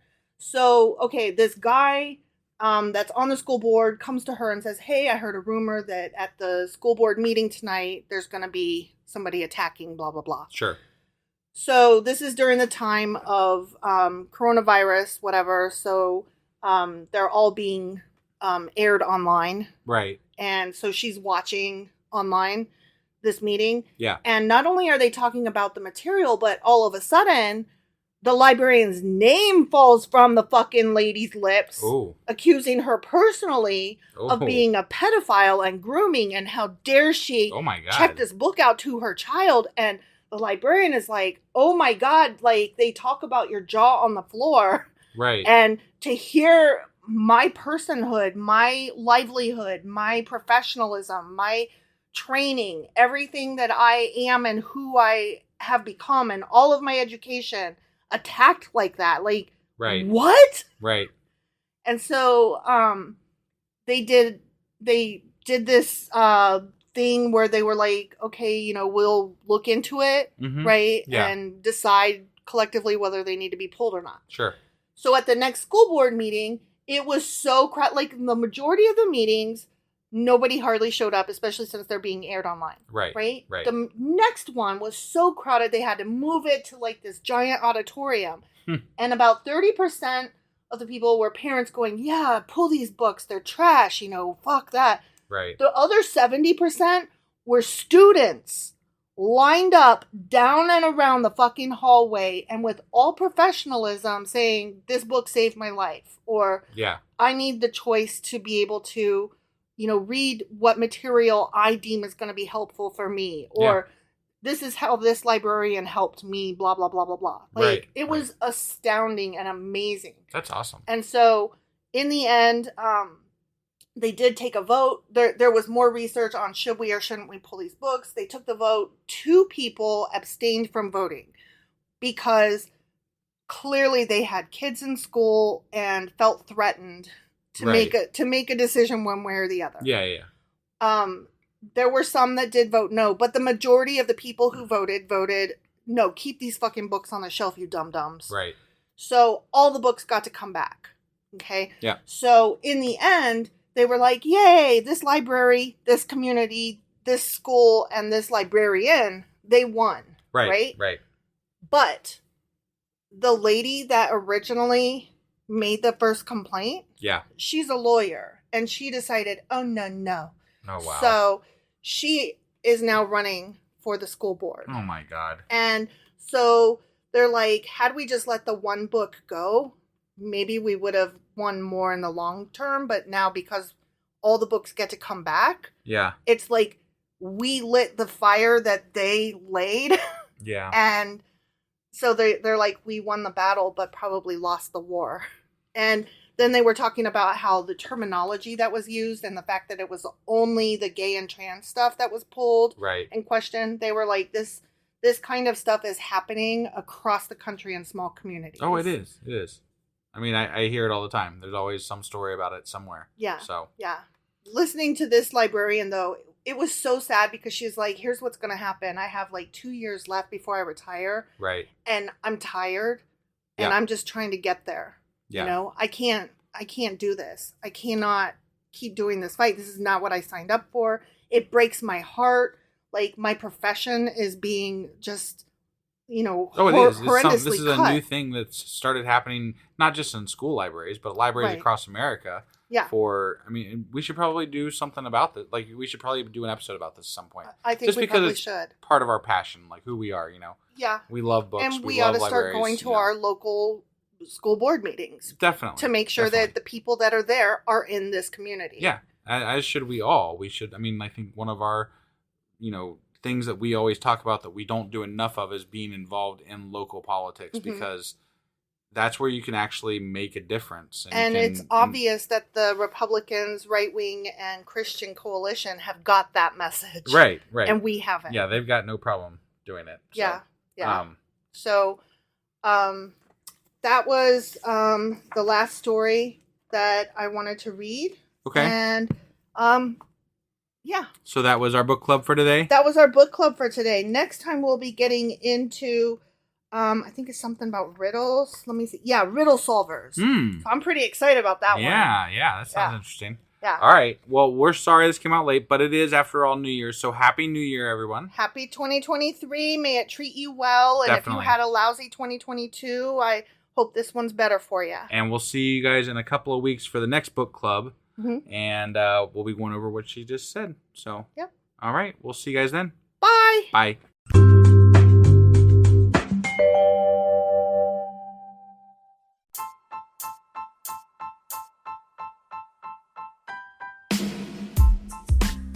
Hey, wife. I guess that's the end? But husband, that's just sad. It doesn't have to be. We are on lots of social media platforms like Twitter. Our handle there is sacrilegious_D. For D's nuts. Oh my God. Stop doing that. Anyway, we're also on Facebook, Instagram, and Pinterest. There's a link to all of our social media sites at our website. Ooh, we have a website? Yeah, it's sacrilegiousdiscourse.com, where you can also find a link to our merch shop. We have a merch shop? Yep, we have podcast-themed clothing, mugs, notebooks, and more, as well as an atheist and science-themed products. Wow, our fans should really go check that out right now. Definitely. They can get in touch with us by sending an email to sacrilegiousdiscourse@gmail.com. But before they do that, we could really use some help. Oh yeah? With what? Well, it's not free running the podcast, and we need some financial support in order to get better equipment, which will free up time so we can concentrate on our podcast and our fans. Okay, so what should they do? Head over to patreon.com/sacrilegious discourse and sign up as a contributor on our podcast. Supporters there receive additional bi-weekly episodes that we record just for our Patreon members for as little as $2 a month. Also, we'd really appreciate it if you would like and subscribe on whatever platform you're using. And Apple Podcast reviews help us out tremendously. Like and subscribe. Leave an Apple review. Join us on Twitter. Support us on Patreon. That's a lot of instructions. Don't forget to say thanks. Thanks. Okay, bye.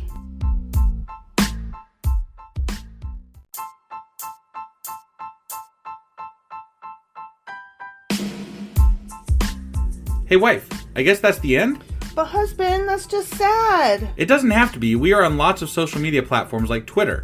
Our handle there is sacrilegious_D. For D's nuts. Oh my God.